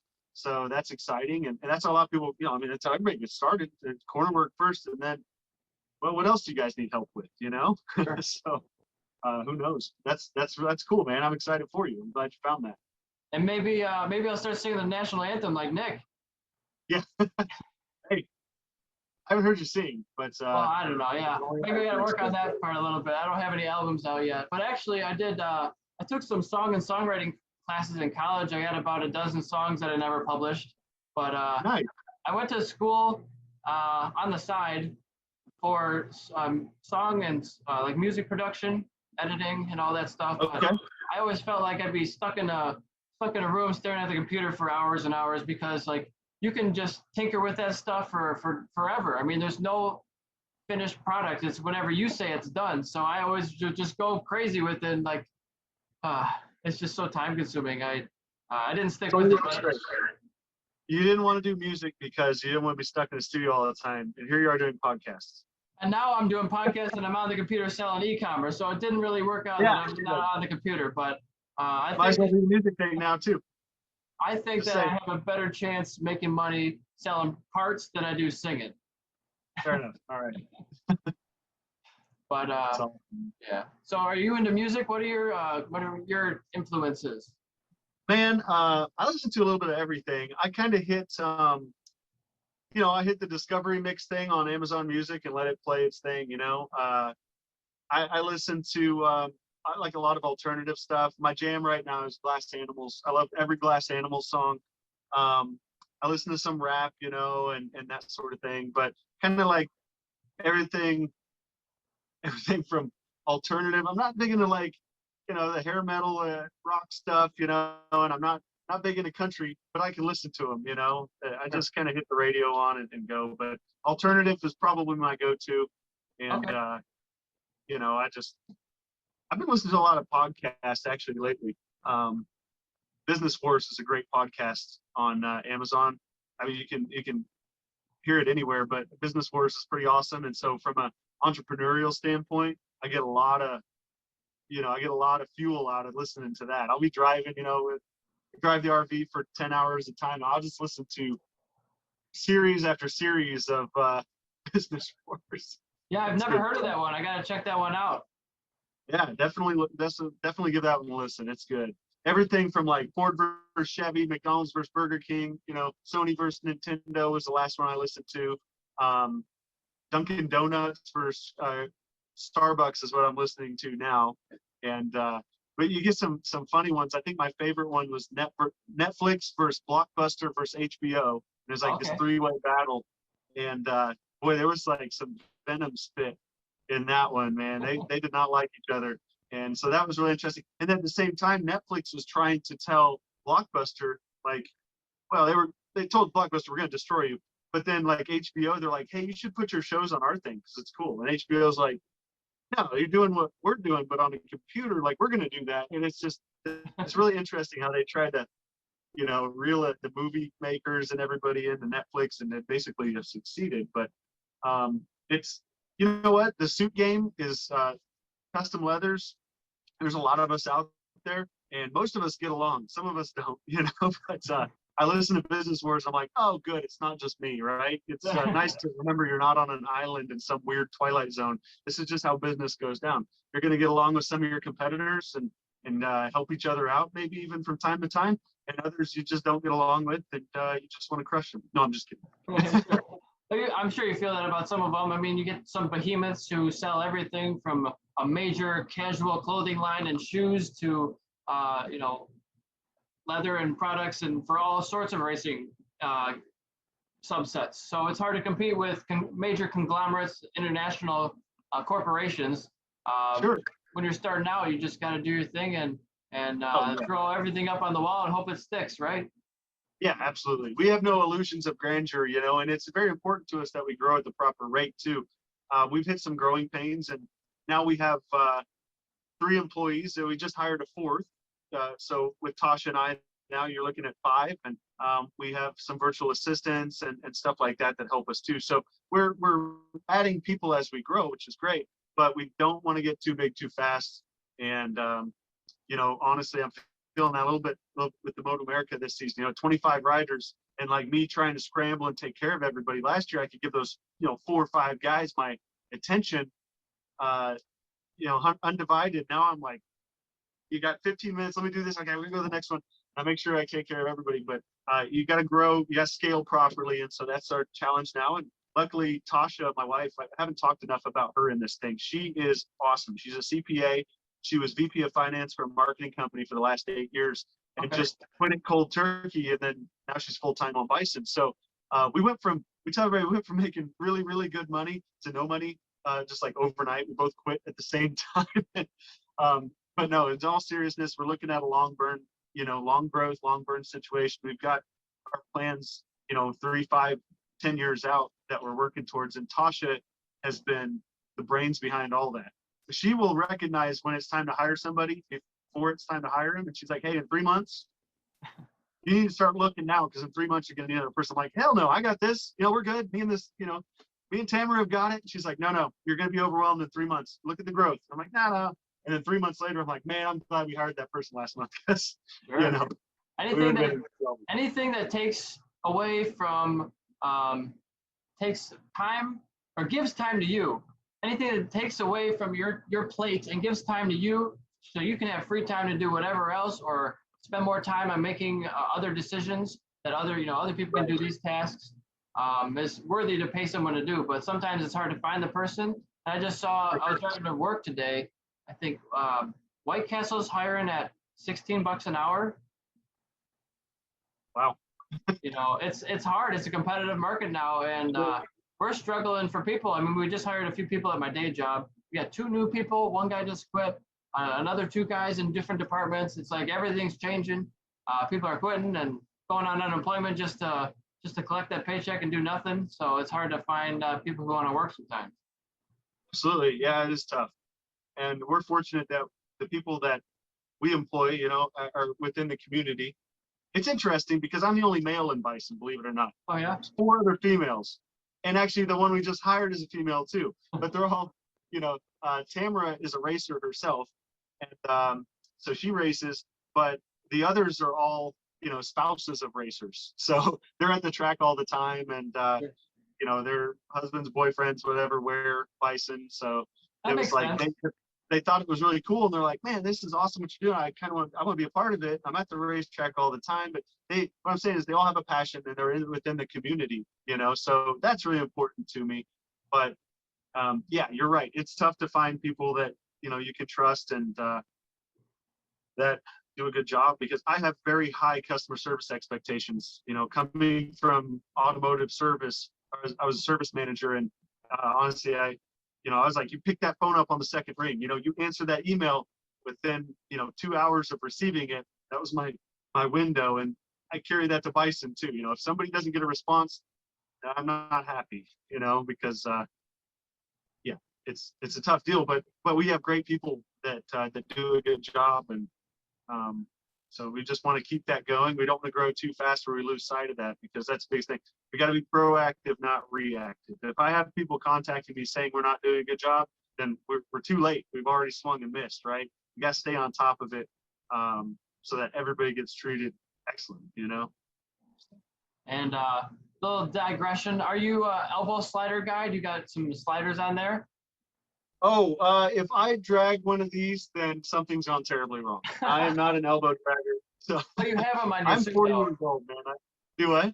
But you have them on your suits. I do. Yeah, I probably need to drag those on the ground or something, get some street cred going, because they're really shiny. Yeah. No, all of our suit have these. We got the Stingray on the main seam of the forearm, and we have a titanium forearm slider into the elbow pocket. The thing with these pucks, even if you're not going to use them, they're good because you can replace them. There's 2 screws in them. You unscrew them, pop them out, you can replace them. So you can change the color, or if you have a big crash, or you do get to drag an elbow, then you can replace them. And believe it or not, we have people order these because they wear them out. Yeah. I mean, we've got some elbow draggers out there. I'm just not one of them. So For sure. Are those you said those titanium, those aren't the Sparkies. no, they're not. Those I think those got banned and outlawed, I think, a while ago. But they were cool to see on the street. Some guys would switch them out for the street riding at the tail of the dragon. Yeah. The titanium pucks and get out there and I said, nope, not on the track. I always wanted those, but I could never drag knee. And then once I started dragging knee, they're like, oh, you can't use them. My whole life's been like, for what? What did I get to this point for? I wanted to make sparks. Yeah. Well, it's like you got these really hot engines with oil in them that could catch fire at any second, and you're sparking your knee right below it. That sounds like a good idea. It makes sense. Yeah, you don't want to turn yourself into a comet. It makes sense. And there was a fire at turn 1. I think it was turn 1 at Blackhawk this weekend. It was a Panigale fire. Yeah, it was a nice, expensive Ducati. Yeah. I happened to see it. I saw the smoke and I was like, oh man, and they go woof, caught fire. But the corner worker was there to put it out really quickly. Really quick. He got a good job on the radio. They really commended him for that.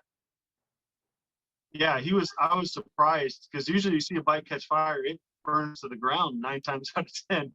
So to see that put out, and then he was pitted not far from me, and I kind of peeked at it. I didn't want to go over there and be like, oh man, bug him. But I did peek at the bike. It didn't look too bad, and he didn't seem too concerned. He dragged his B-bike out of the trailer and rode the rest of the day. So well, that's what it was, because I was like, I saw him back out there. I thought the bike was fine. I didn't know it was his B-bike. It looked identical to me. Yep, it was just another Ducati he grabbed out of the trailer, and so it's good. It's good. I've never had the luxury of a B-bike, let alone a V4. It's another level. You get all kinds of people at the track. You get people who show up in semi trucks. Then you got me and just with my truck and no trailer and no bike and just a tent. Yeah, exactly. What was it? Cal Crutchlow, I think. It's Cal Crutchlow a few years ago that they asked him if he would ride Moto America when he got out of MotoGP. And he's like, you know what? I don't think so, because there's guys that show up in vans and stuff. And like, it's just not professional. And I like Cal Crutchlow. I lost a lot of respect for it. I'm like, really, man? Yeah. Like that's the lifeblood of our sport. I mean, some of those guys in the vans are, kids that are up and coming, and their families have sold their freaking house to go race Moto America to try to get them looked at. I mean, so I got a lot of respect for the guy that shows up in the truck with no trailer. But I guess Cal's a little too bougie for that. I don't know. Hey, to each their own. I'm not a hater. I get it though. It's a different level coming from every single person has a motorhome and several semi trucks to come into a van. The van life, it's a little different. But I mean, Tony Elias had a good second career in Moto America. You got Loris Baz and Hector Barbera. You got some big names coming to America and not always winning. So it's the sport level is high. It's not anything to shake a stick at. It's right there. I mean, you got club racers who can't even qualify sometimes. So it's not like it's an amateur race. Correct. I mean, it's no, and even Twins Cup, to that point, that's what I raced with Twins Cup, and the competition is just insane, and top to bottom. And there's guys that just have said, I'm just not going to race Twins Cup. I'm just going to focus on club racing because I'm spending too much money to finish 15th to 10th, position. And it's these guys that I think Moto America in the past few years has made real strides on, on all fronts, but the talent level is really, really up there. And to see those guys come over, while at the same time, you got guys like Bobier, Gerloff and stuff going over there to Europe and making a splash. I think it's opening some eyes, and so that's good. You got a lot of young talent here that's that over the next few years is going to be exciting to watch. So yeah, I didn't watch the Moto2 or Moto3 Catalunya races, so don't spoil it for me. But I did see I saw the MotoGP one, and that was a barn burner. That's always interesting. I don't know if you saw that. Yeah, yeah. I've had my phone blowing up asking for my opinion on Fabio's unzipping the leather situation. Yeah. And but I don't know what happened there. Nobody does, and I don't think anybody ever will. But yeah, that was interesting. I did see one picture from Moto 3. I haven't watched it either yet, but somebody posted a picture where the bikes are 11 wide into turn one on the last lap. Sounds about And right. I'm like, okay, yeah. I definitely have to go watch Moto 3. That's definitely the most fun class to watch. But Yeah, all so close together. They could be, so close at the finish line. It looks like the start of the race, but it's actually the finish.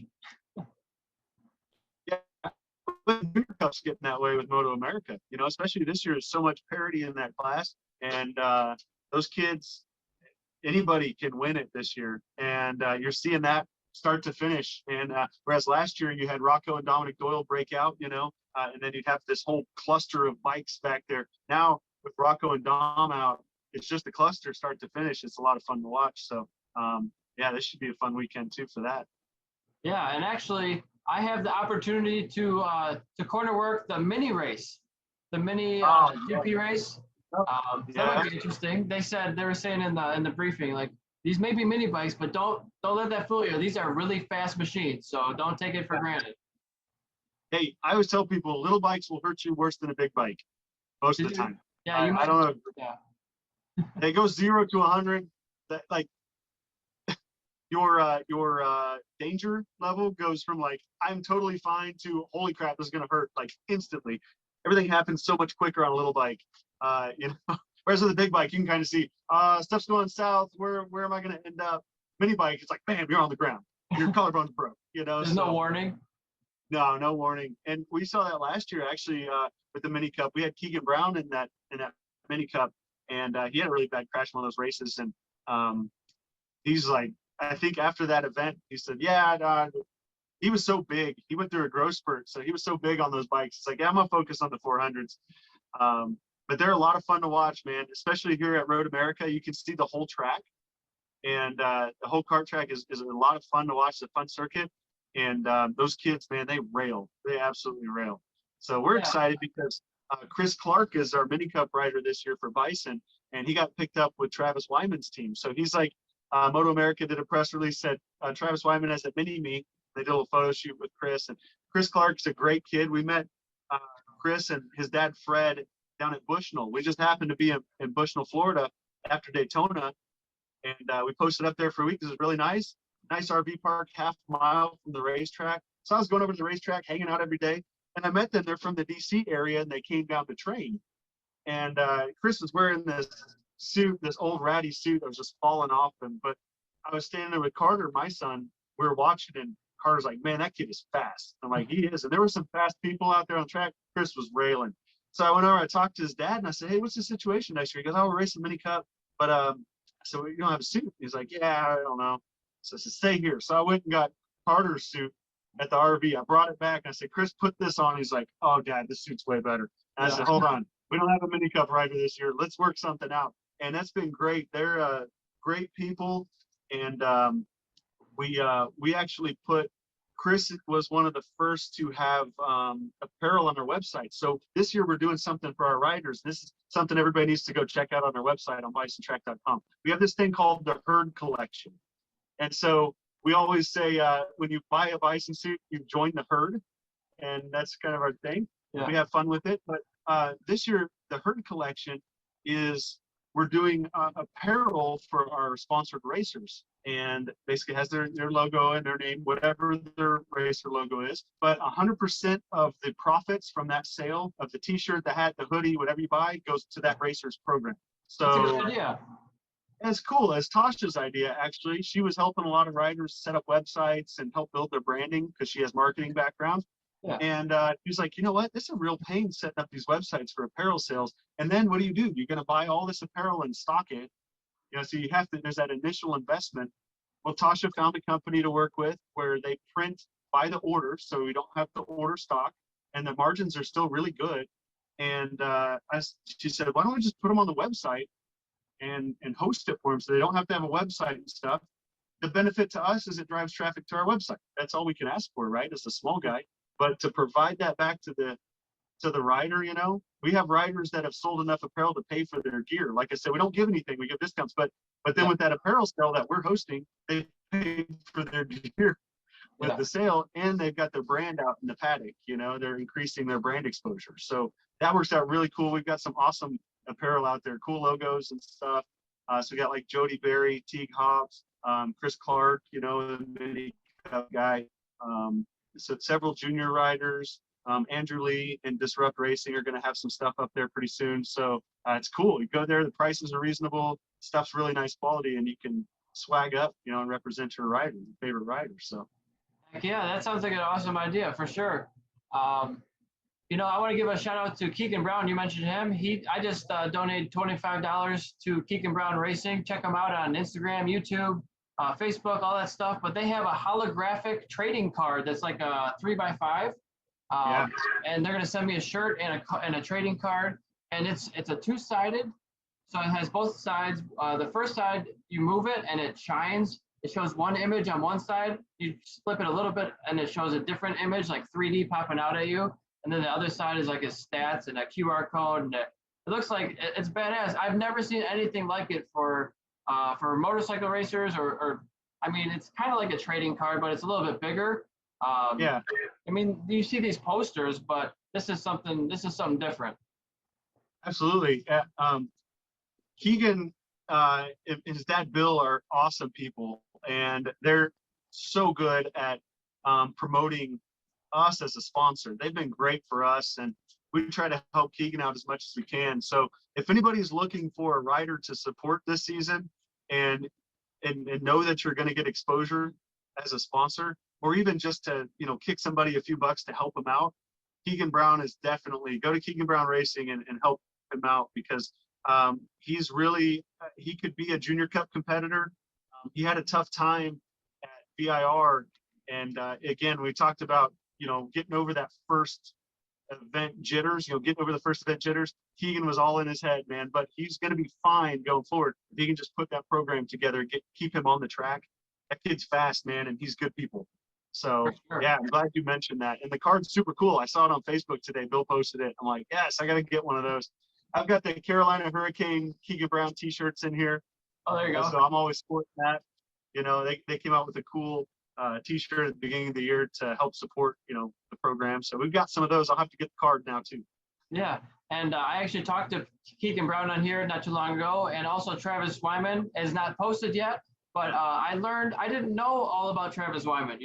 I did a podcast, or I did a track day with him, not directly. It just happened to be pitted next to him in 2012 at Barber in like March or something.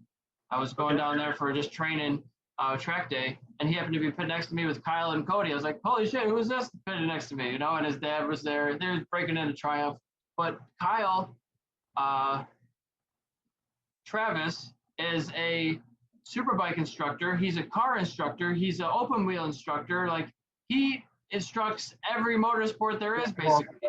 He's a teacher. And so for your junior cup rider or the mini cup rider to be teamed up with him is like, that's one of the best people he could be with. It's great to hear. Yeah, I don't know Travis personally. I haven't met Travis, and I actually didn't know all that either. That's pretty awesome. And so that'll be great for Chris. Yeah, he does the Skip Barber stuff. Oh, really? He does I want to say YCRS, Yamaha Championship Riding School. Maybe the Jason Pridmore. He's like all over the place. I don't even know. I have to listen back to it and hear it myself. Talk about a dream job, right? And you know what? Talking to all these people is probably why I'm back at the track, because I'm like, what am I doing sitting at home? I could be doing something. And so talking to Travis Wyman makes me think. I even said this to him. I'm like, how do I do that? How do I get to be a race instructor and be racing on track and get paid for it? Because most of the track day organizations just give you free track time. And it sounds great and that's helpful and all that, but how do I make a living doing this? And he said, well, with all this stuff behind you, I'm sure you probably could. So it's like, well, what do I do now? I need to get back up to speed. So Well, I haven't really stopped racing in all this time that I haven't been racing motorsports. I stopped racing modified sport bikes in 2015. I had a bad crash, and I switched over to tough mudders and foot races, mountain bike racing, go-kart racing. So a little bit of everything. I did an indoor triathlon. So just trying to stay really fit and ready for when my bank account is ready for me to get back into it. So right now I'm leading the championship in go-kart racing in the third round. It's just local stuff, but it feels good to. What kind of cart? They're like they're not shifter carts or anything. They're the local indoor kart track stuff, Okay. but they still have timing and scoring. So like when I went, I led practice, I led qualifying, I won the race by 6 seconds, and I had the fastest time of the week. So it's like I have it, it's right there, and it's awesome. night. So the fastest guys show up. Like the guy I'm competing with races cars at Granton. He's Well, like that's what I was gonna say. yeah. Yeah, we had an indoor place in Oklahoma City called Pole Position, and I used to go there and spend all my extra money there. And I did some, they do like an endurance race, night or whatever. And but you'd have guys that would come out and really fast car racers, or motorcycle racers, whatever, or kart racers, because all those carts are on a level playing field. Yeah. And that's the thing with that is nobody's tuned them or anything. They're just all electric carts. And it takes the variable of a gas engine out of it too. Like you push pedal, it's going to go just like the one next to you. So the racing was really tight. So if you've got a fast time for the week and you're winning these races, that tells me you're still on point reflexes wise, because it's actually tough to win those things when those fast guys show up. For sure. And I'm the 150 class, or under 200. They do under 200 and over 200. But I'm lighter, so I led both of them overall. But yeah, I also have a simulator rig in my living room, which is kind of cheating because that gives me a ton of strength training really for your forearms and your shoulders and your leg and your butt muscles. Holy crap. But it does not allocate for G-force. You can't train for G-force yet. So we did a feature race, and it wasn't a huge turnout for one of the first one. So we did a 30-lap feature race. And man, the next 4 days, my neck was so sore, I couldn't believe it. You just don't realize how much force is just in your neck from the helmet, and I was wearing goggles with my dirt bike setup. So. Exactly, man. It's a lot. It makes you really respect what those car guys go through. People say, "Oh, NASCAR is not a sport, but automotive racing is not a sport." I'm like, you're like, hell it is. Go ride this go-kart for 15 minutes. Yeah. People get off, they're like, "Oh, I can't move." They can't even move their forearms anywhere. They can't even hold on after 15 minutes if you've never done it before. It's a lot of force.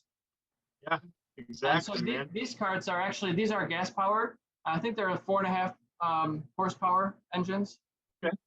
Nice. So, I want to do shifter carts. My aspirations are, I want to do professional Moto America full season, like for 10 years. I want to do shifter cart racing at professional level. I want to do open wheel. I want to do IMSA GT3 class. I want to do fucking everything, all racing. Get me in a car, get me in a bike, get me in a cart. I don't know about hill climb. I don't know if that's for me. Maybe some flat track. I think flat track would be really cool, but I don't know about motocross, supercross. I just don't have the experience yet, but I'd like to try it out. I think that's great for kids. I don't bounce like that anymore, man. I'm 40. It's like, I'm getting ready to get an air vest, But flat track is one that I really want to do because I think that yaw control is priceless. You can tell the guys out there that flat track against guys like myself that, I'm trying to feel it out on asphalt and learn this yaw control on asphalt. Right. Today was the first time I've ridden a 1,000cc sport bike in 4 years. And so I was relying on the S1000RR's traction control a little bit. I dialed it down a little bit during the day, but that thing come in, okay, keep me out of trouble. But, guys come around you and they hang it out there. I'm like, man, see, this is why I need to get to flat track. I got to get that yaw control down. Plus, it just looks like a barrel of fun. Yeah, you're steering with the rear, using the throttle to determine where you're going, and just a little bit sideways, a little bit of slides, okay. And people come up to me when I was at the kart thing. How do you go so fast? Well, they're thinking that whenever you slide, it's always bad. And sometimes that's true. Like there's a point where that kind of becomes a problem. But Exactly. most of the time, when you're feeling that you're in control, what's the saying? You're not going fast enough, right? When everything is out of control and you're not hitting the walls, that's pretty much the sweet spot. Perfect. You know, just bouncing off the track limit. Yeah, it's just, I mean, that's like the bike, you know. Got to rotate it, and point and shoot, right? You know, and same deal with the cars. The carts, you know, you get them rotate a little bit, and you just kind of steer with the throttle and straighten the wheel and drop. Yeah, that fine line, man. That's a game of centimeters, you know, trying to find that speed. That's what's so fun, you know. What point? Where am I losing everything? And I've even noticed, like, my main thing right now is the karting, so that's what I can relate to. And I've noticed there's one super tight hairpin that I think everybody screws up because they take it way too fast. And there is a fastest speed that you can take through any corner. So sometimes going slower is better so that you can accelerate without already spinning your tires up. You know, if you overshoot it and you're oversteering, you can't get on the throttle the way you want to. And sure, you might be faster, but now you're wide for the next corner and you're not on line for where you need to be. Exactly. It's just fun to pick it apart. You know, I thought at one point I was going to call this podcast Racecraft or something like that, because I did love Racecraft. I love passing people and not getting past, but you know, fighting and battling and just trying to come out on top cleanly. Yeah, absolutely, man. And so we can talk about this real quick. How you transferring from 4 wheels to 2 wheels and then back. How different those two platforms are in terms of braking and cornering. I came from autocross, so I couldn't ride motorcycles. I was autocrossing cars, you know, parking lot cone racing. Yeah. And so it was like very much get all your braking done, turn, and then accelerate as you're straightening the wheels. You get that traction pie. You only have so much to work with, right? So I got on a motorcycle for the first time on a racetrack, and I'm like, brake, turn. And everybody's blowing me away. And I'm like, what's going on? I figured, what's this trail braking thing? You mean I guess to load the front tire? So then I went from that. I raced bikes for 4 years. I went back. My buddy's like, you got to autocross. Come autocross. Okay, I'll come autocross. The first corner, I about blew through every cone. I turn, I'm trying to trail brakes. Like, all right, I can't really do that. It's totally different, right?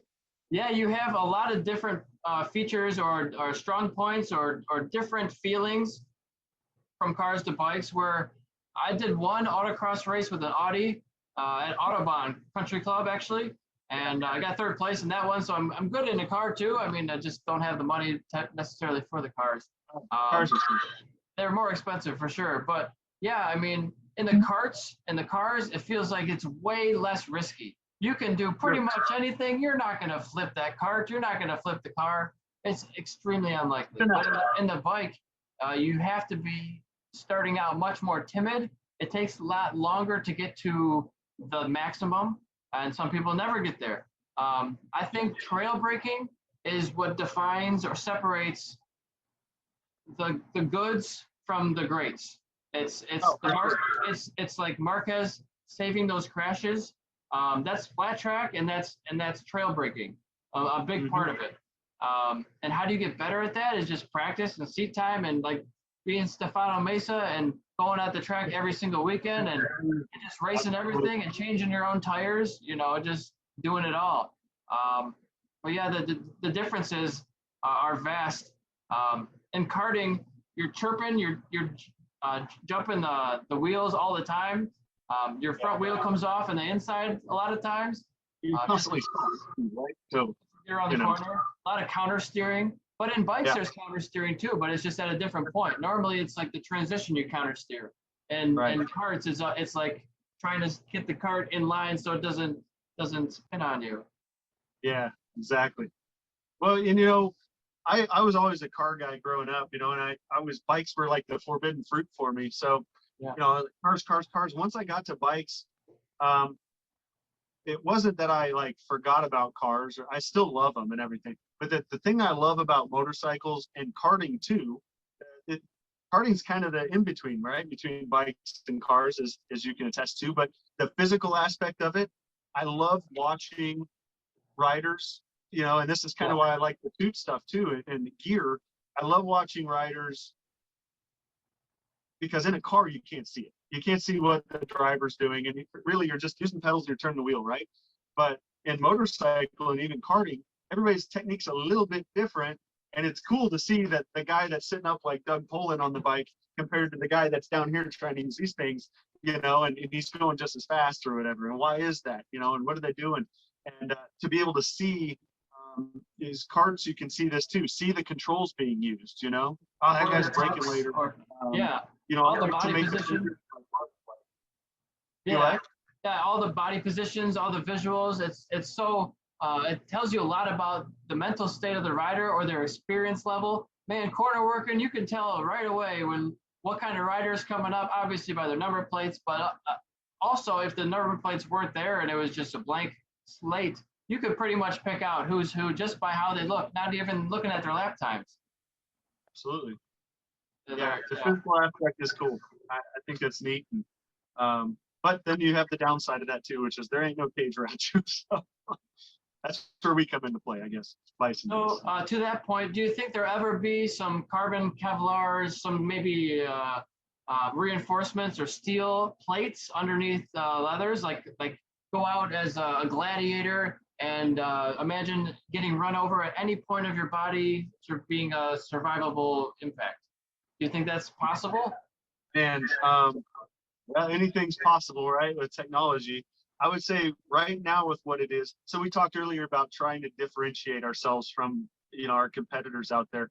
And I definitely think that what we have now is great, but I also think that it's getting to the point where it's going to become dated. You look at not only the protection level, but the sustainability of using kangaroo and cowhide, for these suits, which in a lot of cases are simply throwaway suits. Let's be honest, for the pros, you toss that one, grab the next one.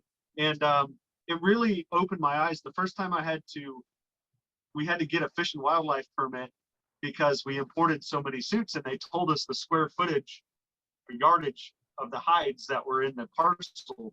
And I'm like, man, it's a lot of cows and kangaroos, So there's that sustainability element. And coming from the automotive industry, I can tell you that car manufacturers are going away from real leather interior for that reason. And I think it's only a matter of time before that kind of trickles down. So we're already looking at alternative materials for the external construction of suits, and we've talked to several companies about helping us develop that material because honestly, it's not there yet. There's nothing out there. And we do offer actually a vegan race suit, track suit. You can't really race in it because it's not certified, but you can wear it on tracks, and we've had people crash them at pretty decent speeds. But we use a Cordura base, 1000D Cordura, with a material called super fabric, which is made here in the States, I think in Minnesota. And we use that in slide and impact areas. The thing with that super fabric is A, it's expensive, but B, it's not very flexible. It doesn't breathe, so there's always a trade-off, right? Yeah. So anything that you use. So it's like, what can we develop?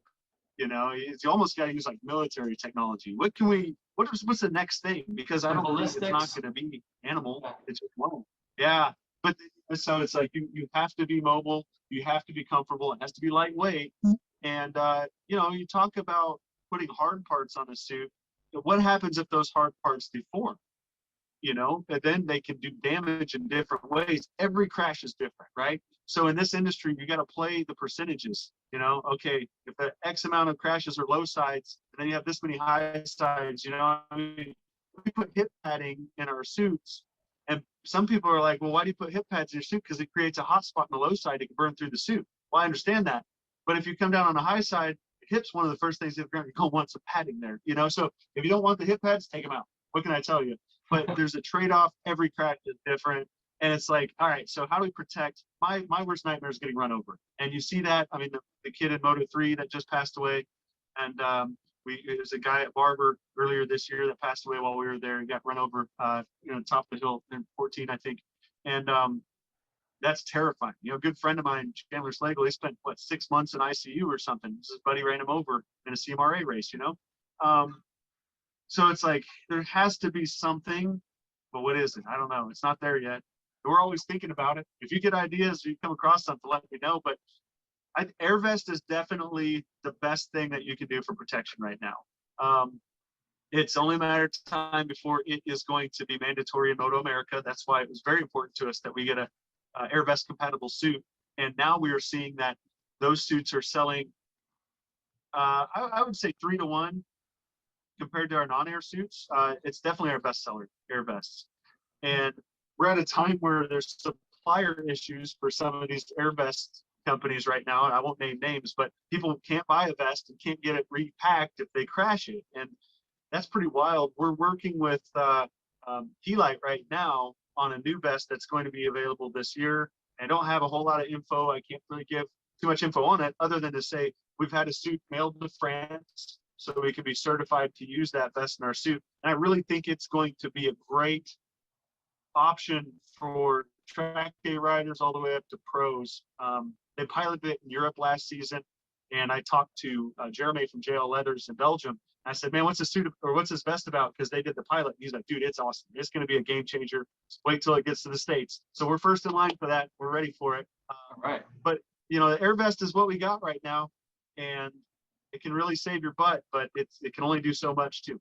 So we're always looking at the next best thing, and hopefully in a year we get back and talk. You know, we talk in a year. I say, guess what, man? Remember we had that conversation? We got this thing. Look, you know. So. Yeah.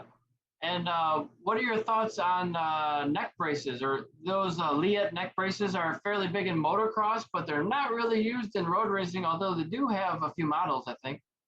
Yeah, I've never used one personally. I have some friends that have used them, and I've looked closely at them.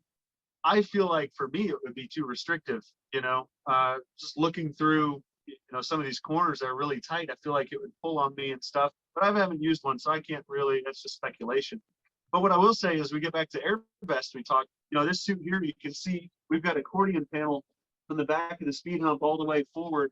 And the reason for that is these new vests, particularly this Helite vest, which this suit was built to accommodate, they have a lot of expansion around the neck, and they basically act as a neck brace once they deploy. Okay. So the downside to that is it's harder to get on the bike and go than you would with the lower profile option, you know, because this one really puffs you up like this. And I mean, if you get back on the bike, you're going to be uncomfortable. But, you know, hey, if it saves your butt, let's face it, if you crash hard enough to set your bag off, you're probably ain't going to podium, you know, so you're getting out there to get points, right? Yeah. Right around like the that yeah, exactly. But yeah, these newer vests are going to, there's some vest options out there now that will inflate and help protect the neck. And that's all internal in one suits. I've seen some of them that are like additional, you wear them, additional protection outside of your suit. Right. And the cool thing about our air vest compatible suit, which is our Thor Point 2. By the way, this guy's name is Thor, our little logo here. So okay. That's why our lines are Thor 1, Thor 2, etc. But the Thor Point 2 suit with the air hide compatibility, air hide is not proprietary to one vest. So there's 6 different air vests that will fit in this. And everything from the most popular electronic vests that are on the market to a tether vest, you know, that would normally go on outside of the suit. Well, in this suit, you unzip it, you take the liner out, and you wear it inside the suit. There's actually slots here for the buckles.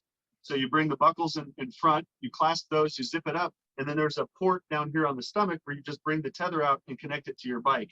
Okay. So everything is inside, and it's the same vest, but we put all the expansion panels in the upper arms, like I said, up in the neck and everything to really accommodate the expansion, because those tether vests, they do have a lot of expansion compared to something like a Tech Air or the Dainese system, you know? Sure.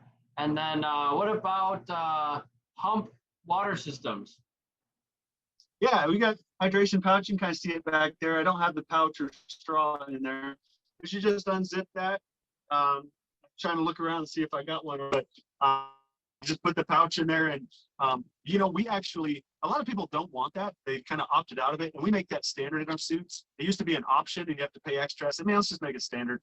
Because even if you don't use the pouch in there, we perforate the top of the speed hump. I don't know if you can see it, but we've been putting ice packs in there for our Moto America riders. And then the perforation takes that cold air and blows it down their back. So, you know, that's helpful too. So, now the one thing I will say about this new Helite vest that's coming out is all the electronics in the charger in the speed hump. So if you use that vest, the nice thing is it's a low profile vest. You don't have that against your body somewhere, that box, because it's in the speed hump. But you can't use the ice pack trick or a water pouch when you're using that vest. So that's what we're seeing now. But yeah, the cool thing is you've got a lot of different options with that speed hump. So. And how do you secure a hose for water? Is there like a clip on your helmet or something, or how does that work? Some helmets have the system, where you plug the hose right into the helmet. But our pouch that comes with, we've got a little elastic eyelet here on the collar. So the straw comes up through the eyelet and it sits right here on your chest. And it's a bite and suck fitting on the end, so it won't leak. You just grab it, stick it up in your helmet, give it a little bite, get you some water, spit it back out, and it just returns to its position here. So if you want to fit, one of the pouches with the helmet connection, you just got to open the zipper and put that other pouch in there. So you got some options. And when I'm racing, when I'm riding my mountain bike or go-karting, I notice a lot of times I'll be a mouth breather. I breathe through my mouth. And imagine you're breathing through your mouth and going 100 miles an hour. Your mouth gets really dry really quick. And also you could get some bugs in there. So having some water on hand is really helpful. Dude, yeah, and it's not necessarily about hydration. It's just, for me, the only time I use it is an endurance race, and I'll go down straight and I'll grab it. And it's not even hydration, but to just get that back in your mouth and just relax for a second, get a drink and just feeling that in your mouth. Okay, cool. First race I ever ran in CMRA, I did the whole race with my mouth open. I don't think I swallowed once. And as soon as I came across the finish line, got the checkers, I came out of the throttle, I sat up, I closed my mouth to swallow it. My whole mouth stuck together, man. It was like Play-Doh. Everything stuck together, and I gagged, I almost puked all over myself. And so from then on, I'm like, oh man, I gotta close my mouth and swallow every now and then. So I'm not the only one. Yeah, exactly. All right, so here's something else. I think I can't say I should make this mandatory, but I think I should maybe wear a mouth guard, and maybe other riders should probably wear a mouth guard when they race, because I've had a couple of concussions. I'm sure most racers have hit their head a couple of times. If not even in a car, just the impact of slamming your car against the wall, that jarring G-force, and you don't even hit anything, will cause a concussion. And a mouth guard could help that. So why not? Yeah.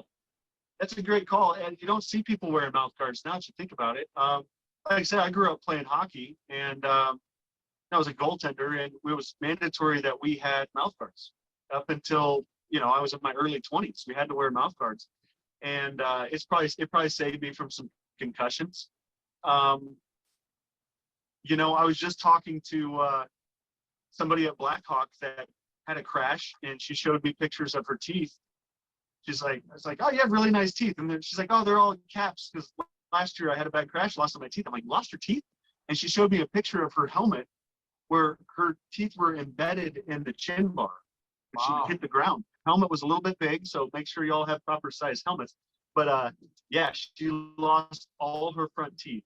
And I was like, man, that's something I never thought about. But that's another reason to wear a mouth guard, I have seen people bust their lips and stuff in crashes. So yeah, it's probably not a bad idea, actually. I'm gonna think about doing that myself. I just got reminded about it because Scott Redding took his mouth guard out on the podium, and I was like, I haven't seen that in 10 years, or maybe ever. So I thought about it before, and I knew that it was a benefit, because I've had a few concussions and I want to avoid them at all costs. Obviously, I wear my gear on the track. You have to. I wouldn't not wear it if they didn't have to. But I'm always all the gear all the time. I mean, I didn't start that way. I started like a squid, like everybody does, with flip-flops. I don't think I ever wore flip-flops, because it's hard to shift with flip-flops on. I was about to judge you hardcore if you were flip-flop. No, but I did wear shorts and t-shirts a couple times, and only no helmet once around the block. And I was like, wow, it's too loud for no helmet. I didn't even want to do it. It's not even enjoyable.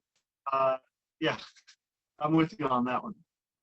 I had friends make fun of me when I rode on the street, because I was always geared up, man. Like 2-piece leathers, GP boots and all. And they're like, what are you doing, man? You look like a Power Ranger. I said, listen, You know, I'm not taking any chances. And plus, I like gear. I think it's cool. You know, and so which is why I'm doing this. But yeah, man, as long as your gear's comfortable on you, there's no reason to wear it, not to wear it. You know, but at that point, I'm just preaching. I don't know. You know, I'm For the suit sure. guy telling everybody buy a damn suit, wear it on the street. Whatever. For sure. Well, buy some Bison leathers and go to Eric Swahn Racing and spend all your money at those places. Bingo. And so we just hit our 2-hour mark. Would you believe it already? Wow. Went by fast. So we'll Time flies wrap this up here. I gotta get some dinner and get to bed. I'm gonna get out of these leathers. But man, I appreciate you. I'm sorry I was a little bit late, but this has been great, man. So I look forward to hopefully seeing you this weekend. I know you're gonna be busy, but stop by the RV, grab a burger or something, man. Let's have a beer together. All right, I appreciate it. I look forward to seeing you at the track, and it'll probably be a couple of weeks at least, maybe a month or so before this gets posted. But I'll be sure to tag you and let you know when it hits. Definitely, man. I look forward to it. All right, thanks so much, man. Have a good one. You too, Eric. All right, bye-bye. Bye-bye.